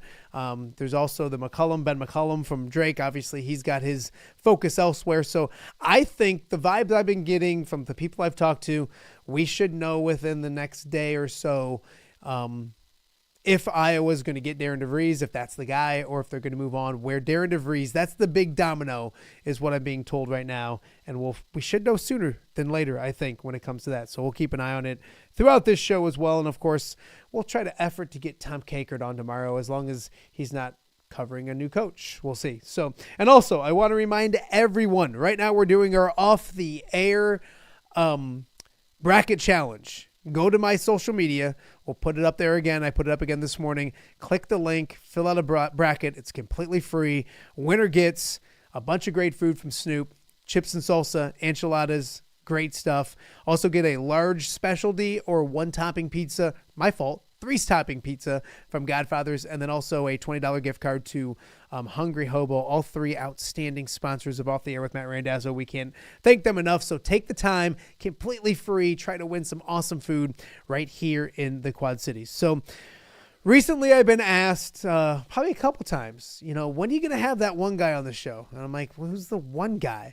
And like the guy, what's his name? I'm like, oh, you mean Brian Stocking. Well, guess what? Brian Stocking is in my house. Hold on. I got to mic you. I sometimes forget that. I get excited. Testing 1 2. Testing 1 2. You're good to go. Brian Stocking, wearing his Iowa State Cyclone stuff, representing well, is in the house. I'm going to take these off because I don't need to listen to myself. It's got a little echo. So, Stockpile, how are you? I'm doing well. Although, I comb my hair, brush my teeth, shaved, everything. Comb your hair? Yeah. Oh, okay, I guess. I still have some. You're threatening to lose yours. You and Anger need to redo that bet. I thought we were going to be friendly today. And we are. It's no holds barred. No, here's the thing. You and Anger need to redo that bet. Why? What would you like to see? If Anger loses, which I don't think you will, because he's old. He was a professional, a football player. But it's still baskets. professional. But it's just we're not clutch. playing 1-on-1. We're just I know. Playing. If you were playing 1-on-1, I'd probably pick you. Have you seen him? He's probably 400 pounds. He wears it nicely. He's a mess. He's an absolute He's still mess. professional. No, but anyway, here's the thing. If he would lose, have him for 3 straight weeks on your show, he would have to wear an Iowa State jersey, a Minnesota jersey, and an Illinois jersey. Okay. If you lose, rather than losing your hair, I don't want to lose my hair. Trust me, Jen be worried about 10 wigs. But you should wear a Minnesota Viking jersey for 3 straight weeks, a Green Bay Packer, and a Chicago Bear. Okay. That way you get. I don't hate it. That way you lose the bet, but at least I don't have to go buy those jerseys, Stock. you got sponsors. I just saw like 5 commercials. I got like 4 sponsors and 4 kids. I'm trying to make a living here. Well, don't be adding a sponsor and a kid. So, if anyone doesn't know who this knucklehead is, it's Brian Stocking.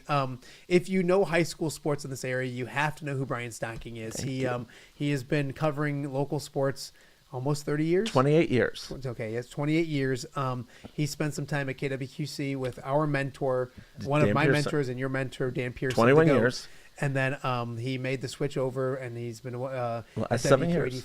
Has it been 7 years? 7 years. It was like we could not get you away from KWQC. Even after like Dan left, we were like, come on over, and you're so loyal to those 4 letters. I have dog-like loyalty. I know, but be loyal to people, not to letters. So anyways, Cuff and I, we convinced him to come over. Actually, Greg was probably the determining factor. Well, what happened was when Dan left the first time, yeah, there was a lot of conjecture about what was going to happen, and I was not sure what I was going to do because Dan took me to lunch.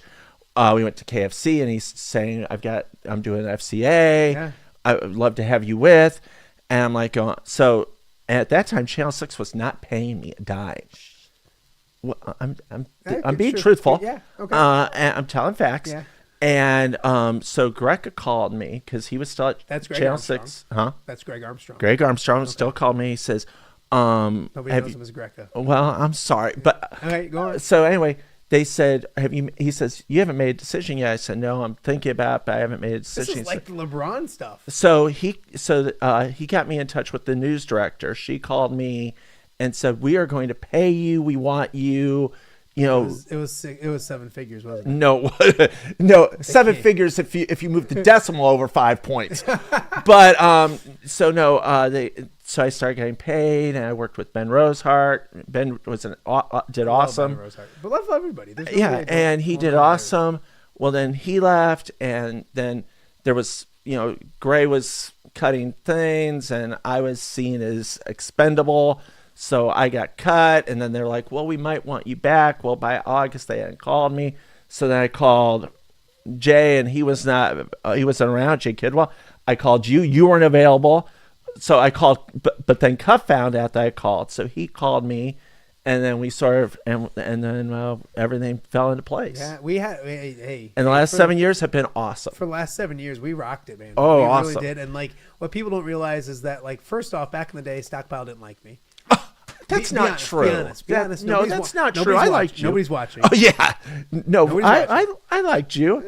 But we weren't. We were competition. Yes.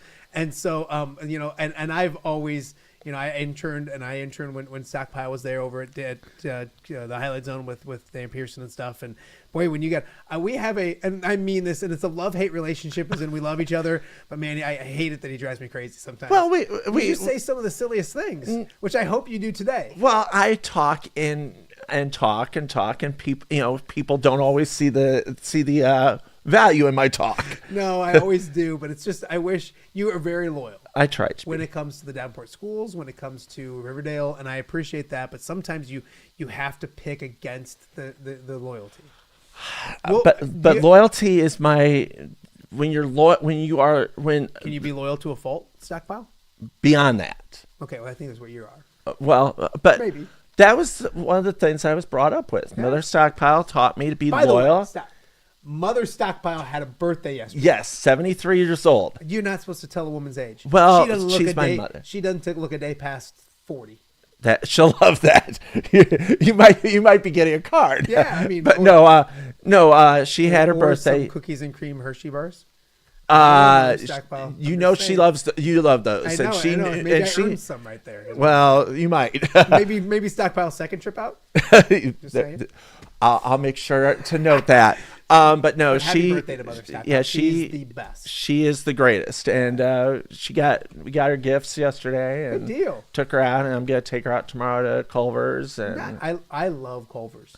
She loves Culver's. Their onion rings are arguably, in my opinion, the best fast food side in the history. Every year we go to the zoo, and to Niobe Zoo, and she loves the giraffes. She's always been a giraffe fan. So we go, when they used to be able to feed the giraffes, they would have a feeding at 11. We'd start in line at 10:30, and for a half hour she'd just be watching the giraffes. She loves giraffes, so we would go and feed the giraffes and that.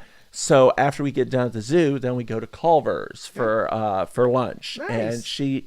She loves the zoo. She's always loved the zoo. I absolutely love it. It's funny because it seems like she loves big, tall, goofy-looking things.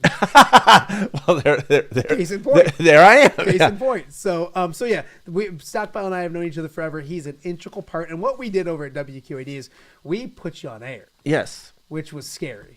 No, not scary, but you have, and like towards the end, for me. Towards the end, it sounds so sad. But with recent years, we would ramble through scoreboards, and I would try to get through them, and you'd be sitting there kind of watching me, kind of getting angry if I'm messing something up. And I just said, finally, I'm like, you know what? Let's just have you go through the scoreboards as well. And there's not too many people. You could tell you were probably little doing that and practicing that. Because, I've been doing that since I can remember. And he gets so many little tidbits in. Sometimes fool's gold. Sometimes Stockpile gold. Well, back in the day, the Quad City Times used to have a tremendous high school sports section. They would have all the scores, schedules, everything. And so when I was like 7 or 8 years old, 9 years old, I'd be reading all these scores. And I'd be like, so I read it like Brett Musburger used to do on the NFL Today. Yeah. And, that's how I got started with, doing scoreboards and, practicing, just doing all sorts of stuff with that. And then when I was in college, I was on radio for 1 year on KUSR, and every hour on the half hour, because I was on from 6 a.m. to 9 a.m., I had like 3 viewers. 3 listeners. 3 listeners, and 2 of them were passed out drunk. Well, we did have that, but not anymore. No, I'm kidding. No, there would be like 3 listeners, and 2 of them were passed out drunk, and one, was in the bathroom. So, I would do the scores of college games and NBA games and that, and that's I've always done that. And no, you did great with it. We loved it. And like you are a teacher in the Davenport School District. Yes, I am. So you love the Falcons, you love the Blue Devils, you love the Wildcats, all that kind of stuff. You're a grad of Riverdale. So 1993. You love your Rams, so loyal to a fault. And so like you people, and obviously you've taught so many kids that we're like, if you go someplace, like people know who Brian Stocking is. People know Stockpile, so we're like, let's cash in on that, and plus you do a great job with it. So it's been a ton of fun, and boy, the arguments that we got into in the sports department, always in good fun. Always in good fun. But like, man, so I figured this, and you're on spring break, I'm assuming. Yes, we're on spring break this week. There's a classroom of kids sitting there wondering where Stockpile is, but no. Spring break. So he told me, he's like, hey, it's spring break. I said, you got to come out and chat about some things. Obviously, you are a graduate of the Iowa State Cyclones. Yep, 1997. So when the brackets come up, your thoughts on we're going to get your Final Four in a little bit. Okay. But your thoughts on Iowa State, the draw they have up in Milwaukee. I thought they were seeded better than I thought they would. I thought when they the way they finished the year, the way they lost to BYU, I thought they'd be a 4 seed. Mm-hmm. And because at one point Leonardo did drop them down to a 4 seed, and then they would be going out to Seattle or Denver. I'm a little surprised they didn't go to Wichita, because Wichita is, that's Kansas. Iowa State's down. You go, everything you hear is Hilton South with Kemper. They've turned Kemper into Hilton South. They really have a good audience down in Kansas. So I thought probably they'd get sent to Kansas. They got sent to Milwaukee because it's closer, but. So I thought they were see a little higher. Lipscomb's not a bad team. See, I think that people get, and I know what you're saying, but I think people look at numbers and that seed, and they get so like caught up in the number. And I get 3-4, and I know that the 1 seed comes quicker with the 4 and all that kind of stuff. But for me, I think it was beneficial that, forget the seed, they go to Milwaukee. They have a second round matchup, and on paper that looks winnable.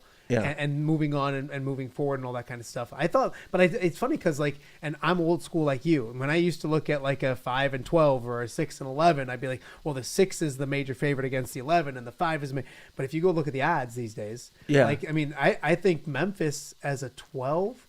Memphis is a 5, and they're playing Colorado State, and I think they're like a 2-point favorite. Yeah, and Colorado State's not a bad team. No, absolutely. So move that a little closer, Stockpile, okay, just in case. But I took my headphones off, so just to make sure they can all hear you. The thing is you look at, I'm surprised, and the committee used to do that real good at this.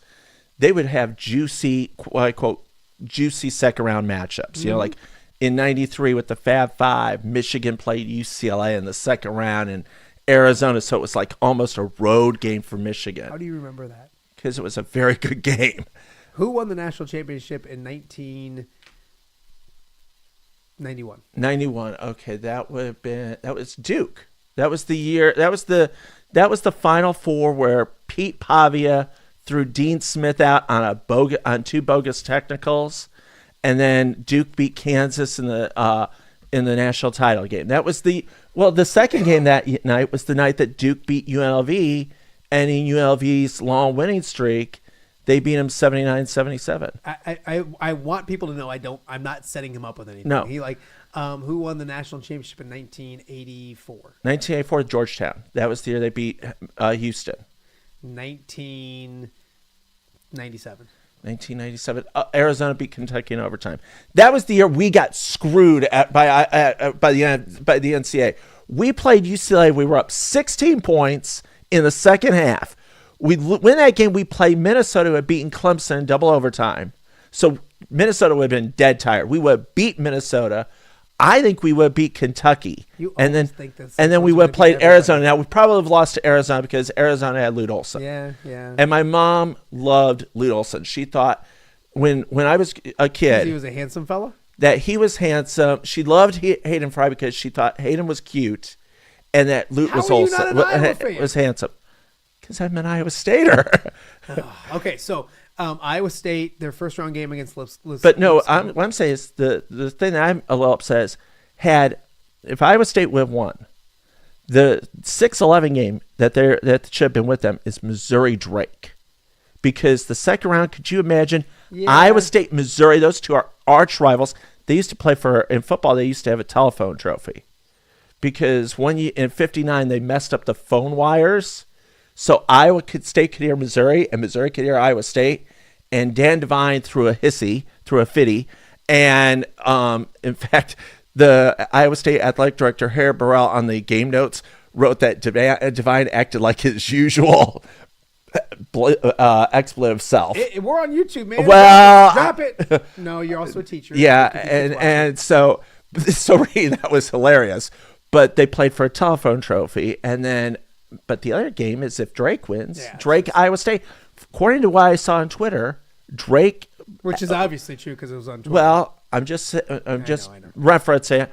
Drake, I guess, called Iowa State and said, "Hey, we'd like to play you in basketball," and Iowa State said, "Don't call us, we'll call you." No, I don't think Iowa or Iowa State want to play Drake in Northern Iowa anymore. That's what I'm saying. They said, "Well, don't call us, we'll call you," which is unfortunate. But which is very sad. Yeah, I don't think it's so. Lipscomb, I think, is a good basketball team. I do. They're very good out of the Atlantic Sun. I liked Iowa State. I mean, almost to the Final Four until Keyshawn Gilbert was ruled out. Well, see, that's the other thing. They actually have money invested in Iowa State to make it to the Final Four. Keyshawn Gilbert. They announced that Keyshawn Gilbert was out.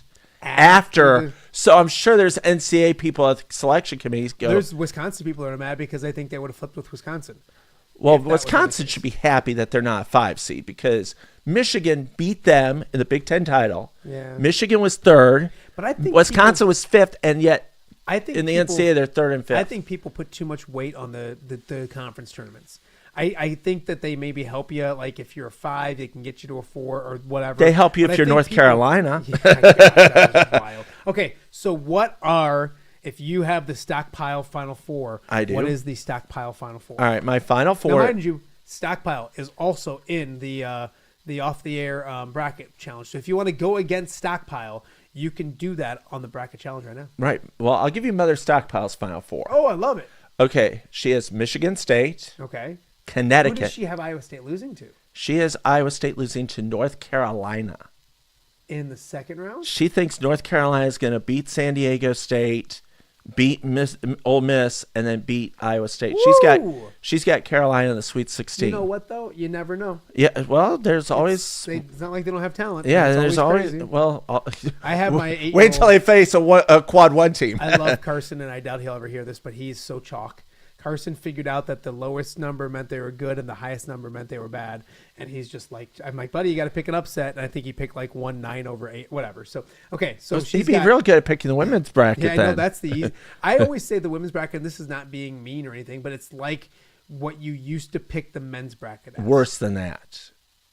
Not worse. I'm just maybe. Well, what I'm saying, I know what you're saying in worse, but I think maybe even more so. There are years where it's almost. I think there was one year where of the 16 final Sweet 16 teams, 15 were forked or ranked. Back 10 years ago, you had a small group of elite teams in high college women's basketball, and I think it's growing. I think it's getting better, and I think it'll eventually trickle down and it'll be more parity. But it's just as the sport continues to get more attention, the quality continues to go with programs. A 14 has never beaten a 3 in the women's tournament, and a 15 has never beaten a 2. Only one time in 1998, a 16 beat a 1. Harvard beat Stanford. When does a 15 beat a 2 in the NCAA tournament? Almost every year. Like Hampton? Hampton beat Iowa State. Thank you. St. Peter's. I watched the Iowa State Northwestern State, and I know that was 3 and 14. Yeah, but I remember watching that too. So I Vern Lundquist, Northwestern wins. So what is, we gotta go with Stockpile, Mother Stockpile. Okay, she's got Michigan State, Connecticut, Duke, and Tennessee. And then she's got winning it all. Duke over Michigan State. Okay, I'm gonna have Duke winning it all too. I just have to. I have Michigan State. Did you have them beating your beloved? I have them beating Ole Miss. I have Mississippi beating Iowa State. In that round 2? In round 2. You have Iowa State losing in round 2. I just don't see Judas. No, they don't have the. Wow. They gave up 96 to BYU. I don't think they've got the defense like they've been. And lately under Otzenberg, they always step on a rake in the tournament. Last year they lost to Illinois, and they never led in that game. They never led in that game against Illinois. Either year before that, they lost to a play-in team, and they hit 2 shots in the first half. Why do you hate Iowa State? I don't. I'm just pointing out facts. I know. Okay, so you got Michigan State, Texas Tech, Duke, and Clemson. Clemson. That's been this. Who was it on the national show? One of the CBS guys had that right off the bat. I'm not sure. Maybe Seth Davis. Although it might have been somebody copying Stockpile probably. But I have the SEC going 0-3 in the Elite 8. Okay, so I don't have an SEC team. So how far do you have 14's Illinois too many. I have Illinois losing to Clemson in the Elite 8. Okay, so you have them getting to the Elite 8. So you have them beating, obviously. I have them beating Xavier or Texas, whoever it is. I'm hoping Xavier because Texas and North Carolina do not deserve to be in that tournament. They deserve to be in the tournament. Imagine if they made this tournament even bigger. Like God no, make it bigger. And it's like, what are we doing? Please no. Like, yeah, absolutely. Okay, but we agree with something. But no, Texas and North Carolina deserve to be in the tournament as much as I deserve to be in the swimsuit edition of Sports Illustrated, which trust me, you don't want to see. Nope. But so they'll beat Xavier, they'll beat Kentucky, and then they'll beat Utah State. Utah State will beat UCLA. Okay. UCLA, Mick Cronin hates going east. He's already said how much he loves the new Big Ten Conference. So they have to go to Lexington. And the other thing is that there's rumors that he could be up for the Villanova job. So his players may go.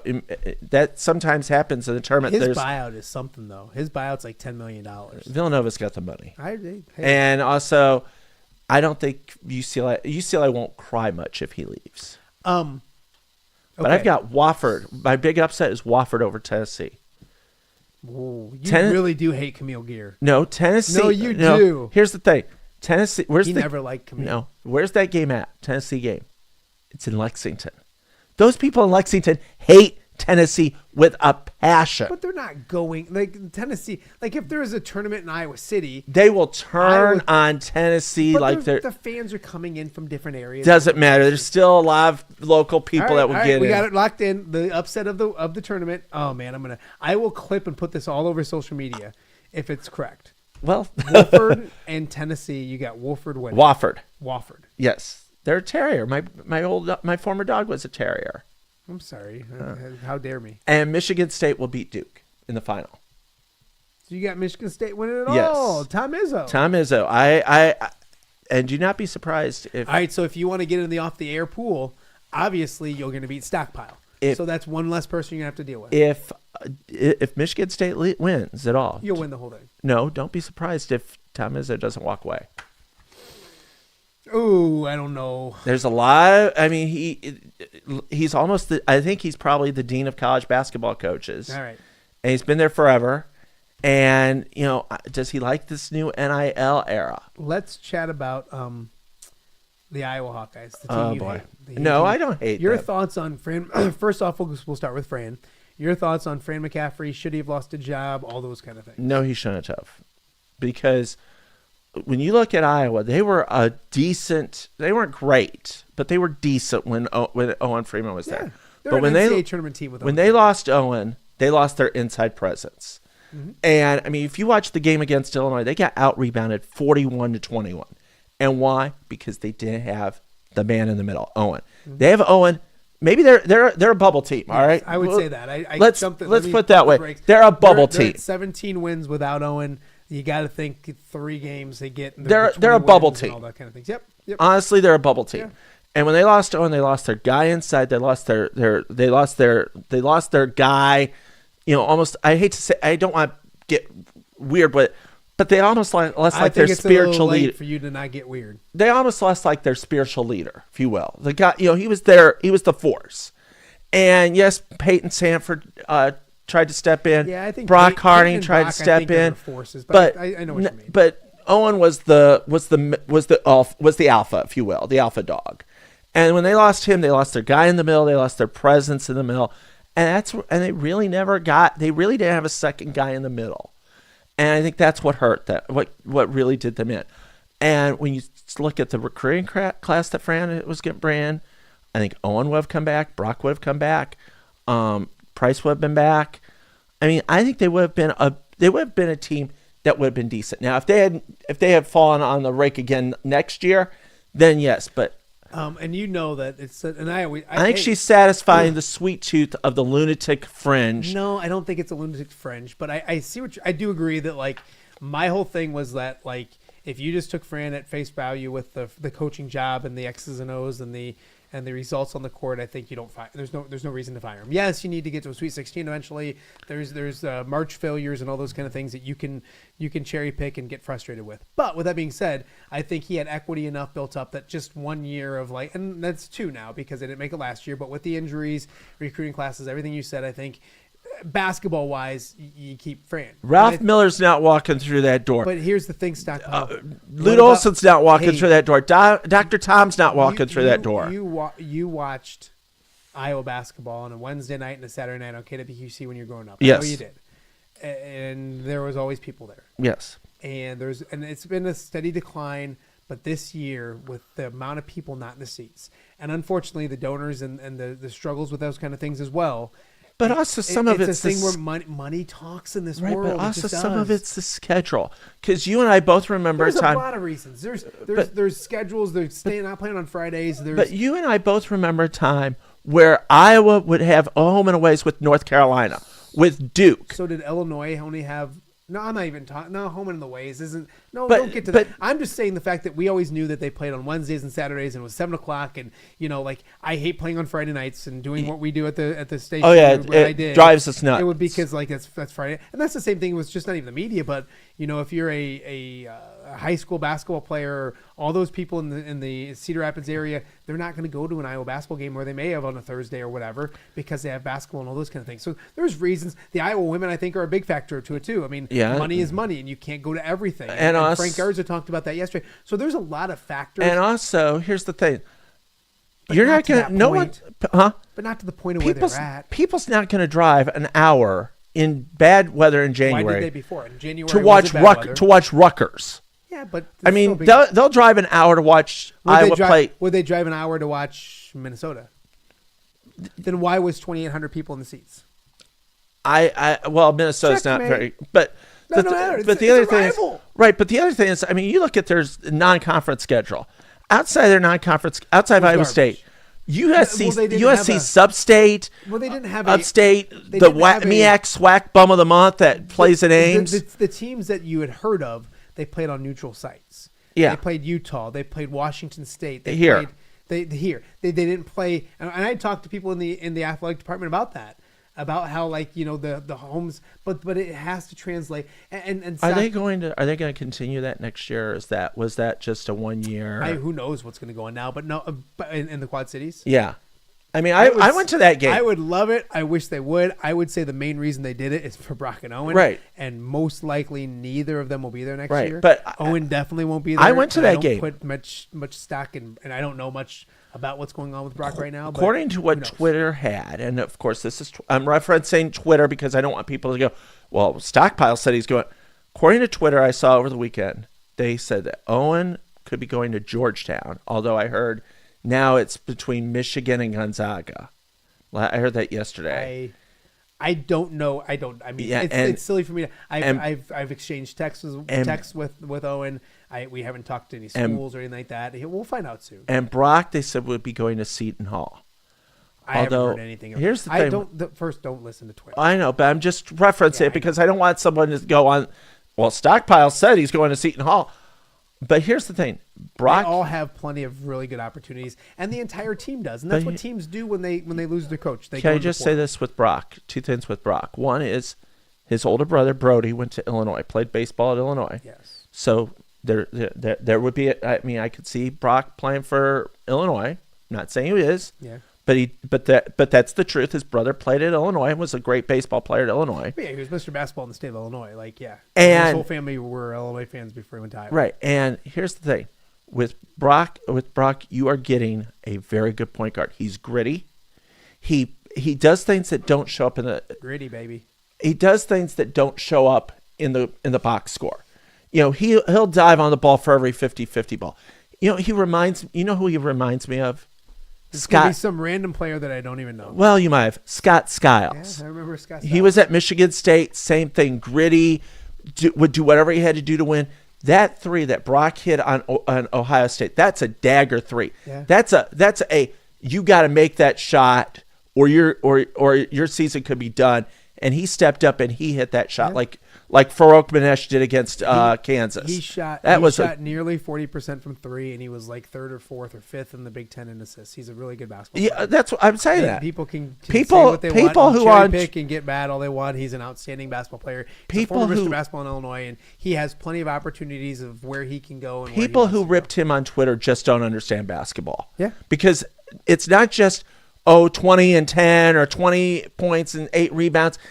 Maybe he didn't score 20 points a game, but those 10 points he scored were important, and he would get you other points that you see. Pass first point guard. Huh? He's a pass point guard. Assists. He dive on the ball for 50-50 balls. I mean, he did a lot of things that you don't see in the box score. Stockpile, you need your own show.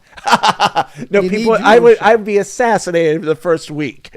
No, not at all, not at all. Brian Stocking, the one and only, joining us right now on Off the Air with Matt Randazzo. It's amazing how I said, maybe we'll take a break, maybe we're going to get right to noon and then a little bit over there. So, but a few other things that I do want to talk to you about. Well, the Cubs opened today. Yes, because we haven't even talked about that. And they lost 4-1, I believe. 4-1. Did you get up early and watch it? No.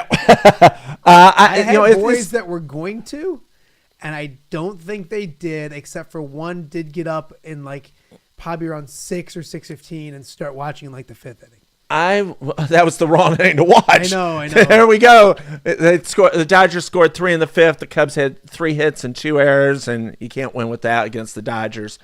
But no, when I'm teaching school, I get up about 5:15. Yeah. So I would have been up to watch it. But when the Cubs last played in Japan, when they played the Mets, I was driving to school and I listened to the game because it was they actually started the season a little bit later than now. I mean, this March 18th is for the birds. But crazy. And March 27th for the come on. I mean, who wants to, let me sit down March 27th at Wrigley. It is weird to open the season, and I know they're trying to grow the game and internationally and all that kind of stuff. But for baseball fans, I had a buddy text me the other day and was like, "Is the Cubs game tomorrow like a legit first game?" I'm like, "Yeah, people aren't ready for it, And the other thing is, and all that kind of stuff too. My mom grew up in the state of Chicago. She grew up on the north side. If you ask her, the south side doesn't exist, but she grew up on the north side of Chicago, and she would be a bleacher bum. She was a bleacher bum in 69 and 70. Yeah.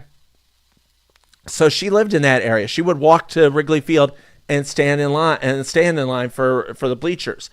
And she would tell you how bad the winter weather in Chicago can be in March. Oh, it's awful. Like one year, when she was a senior at St. Benedict's, they had snow, and it was April, and she built a snowman in her front yard. It's like, this is ridiculous. The weather is ridiculous in Chicago. Do they need to shorten the season when it comes to Major League Baseball? I think you're a traditionalist. I know. I would like to go back to a 154 game schedule and play doubleheaders.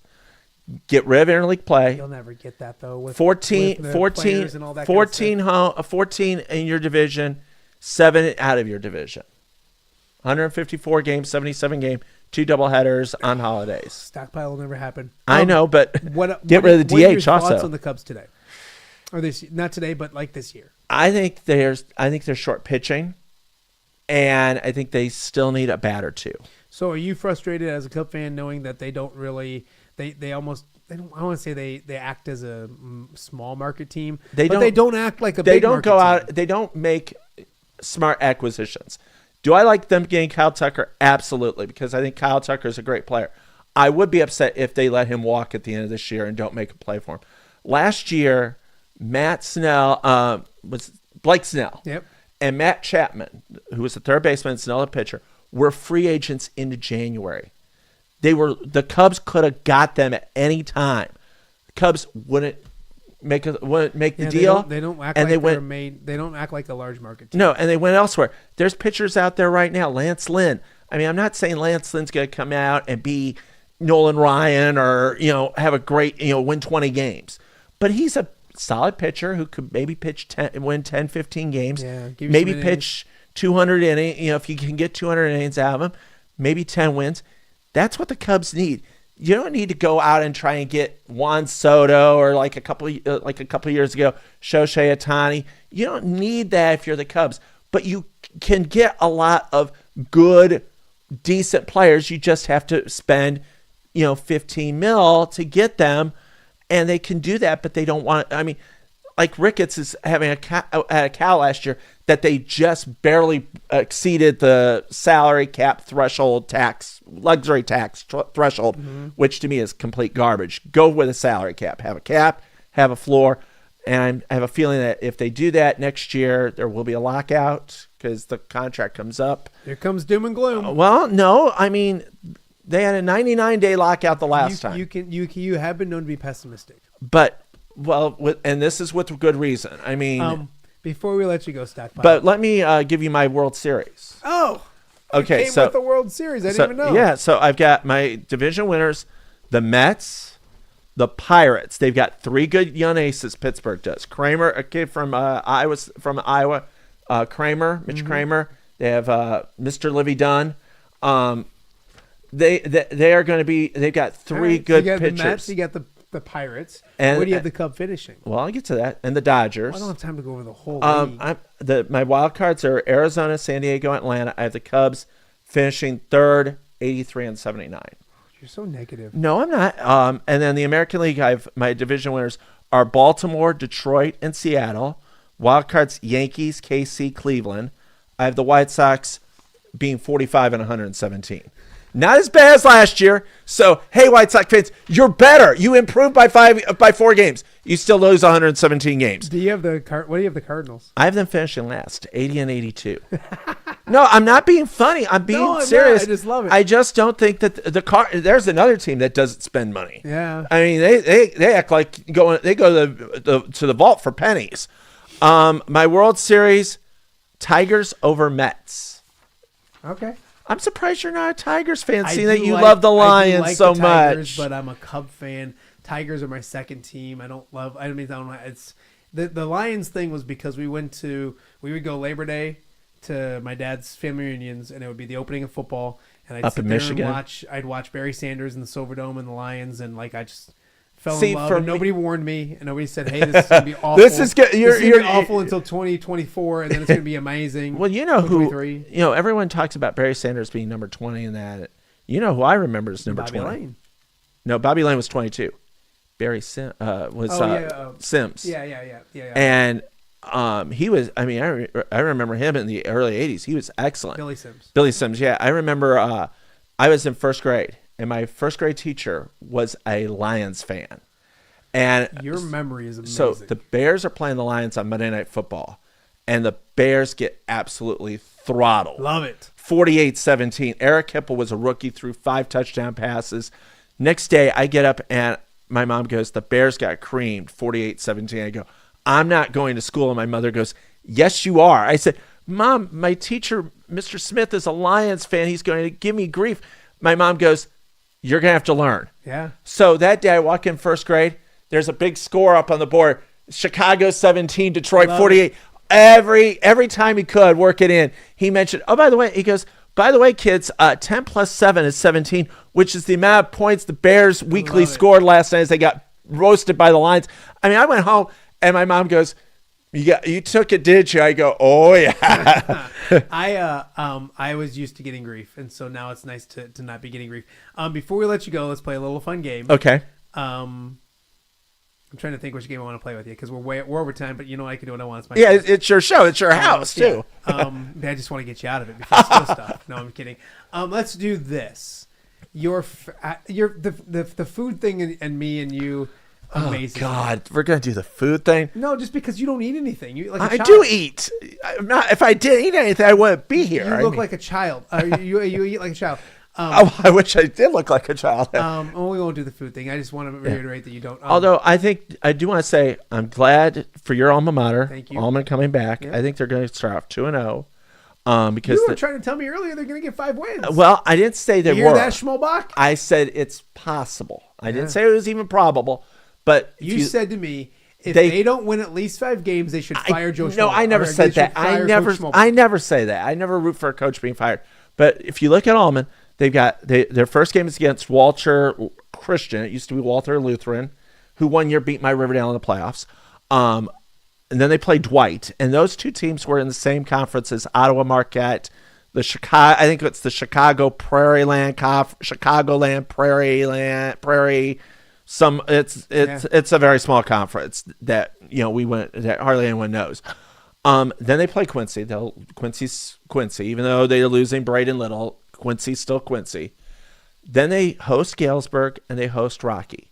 Those are probably of the 7 games that they have to play in the Western Big Six. Those are Jeff their Schmolbach, two easy, 2 best wins. He's got you 2-1 in the Western Big Six. No pressure. And then you look they got 3 road games in a row.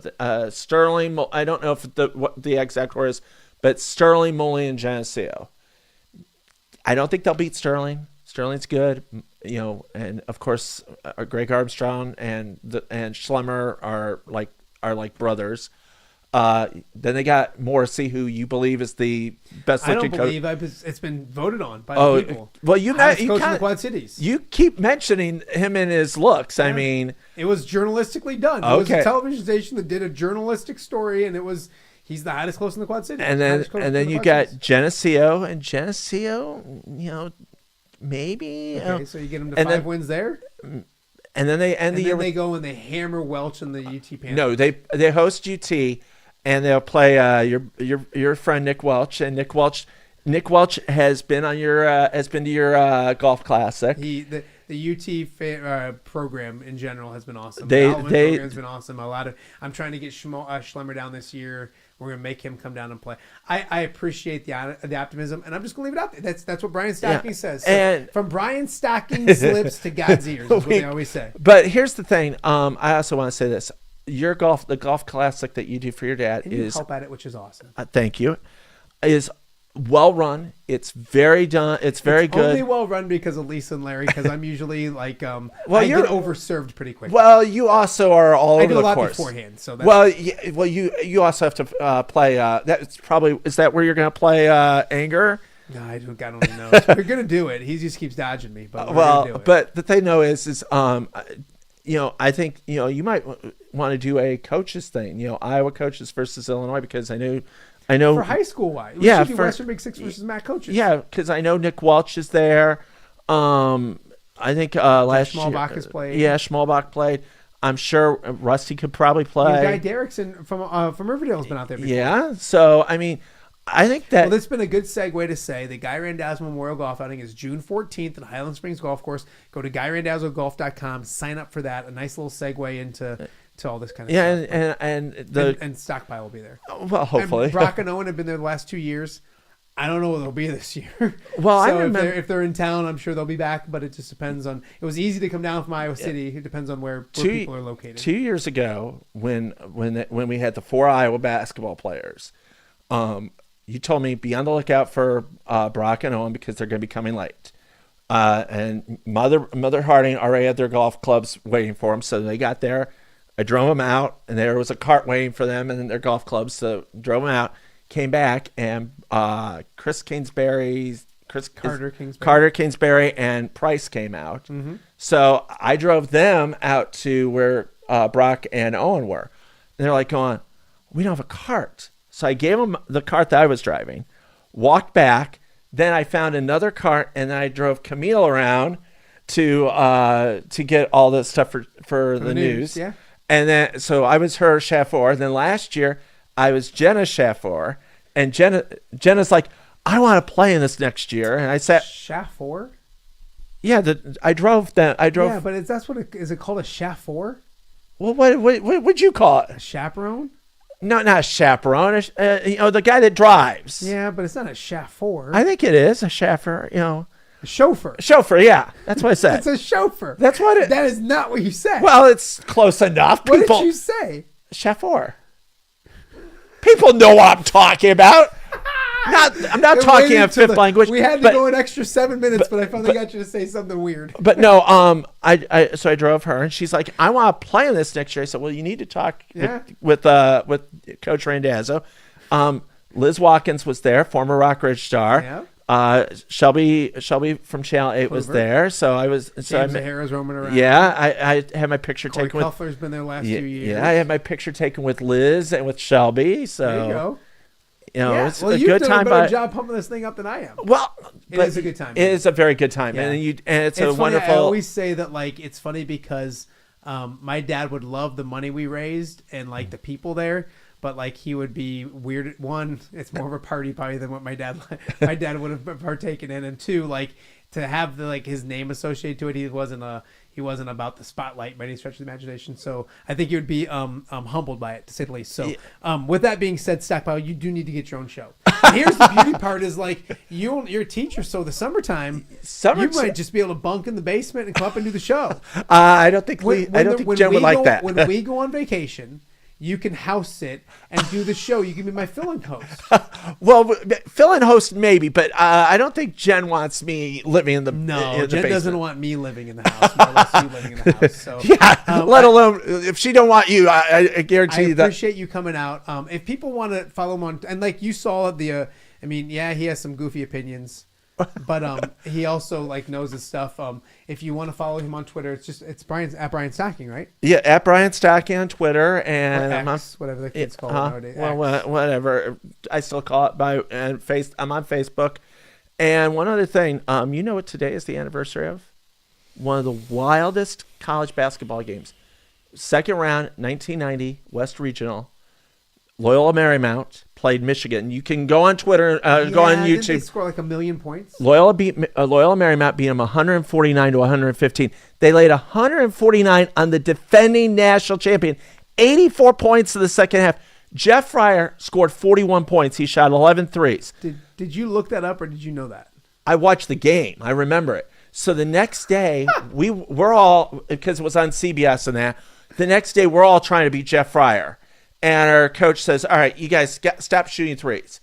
And we're like, well, Jeff Fryer, he goes, all right, first of all, you all aren't Jeff Fryer. He says, Jeff Fryer is good looking, he's tan, and he's a college basketball player. You guys are freshmen, aren't tan, and you don't have Jeff Fryer. Yeah. So, but Jeff Fryer scored 41, 11 threes, and they beat the defending national champion Michigan 149 to 115. The amazing point is that you remember all that. Well, and I can't remember if I put underwear on today.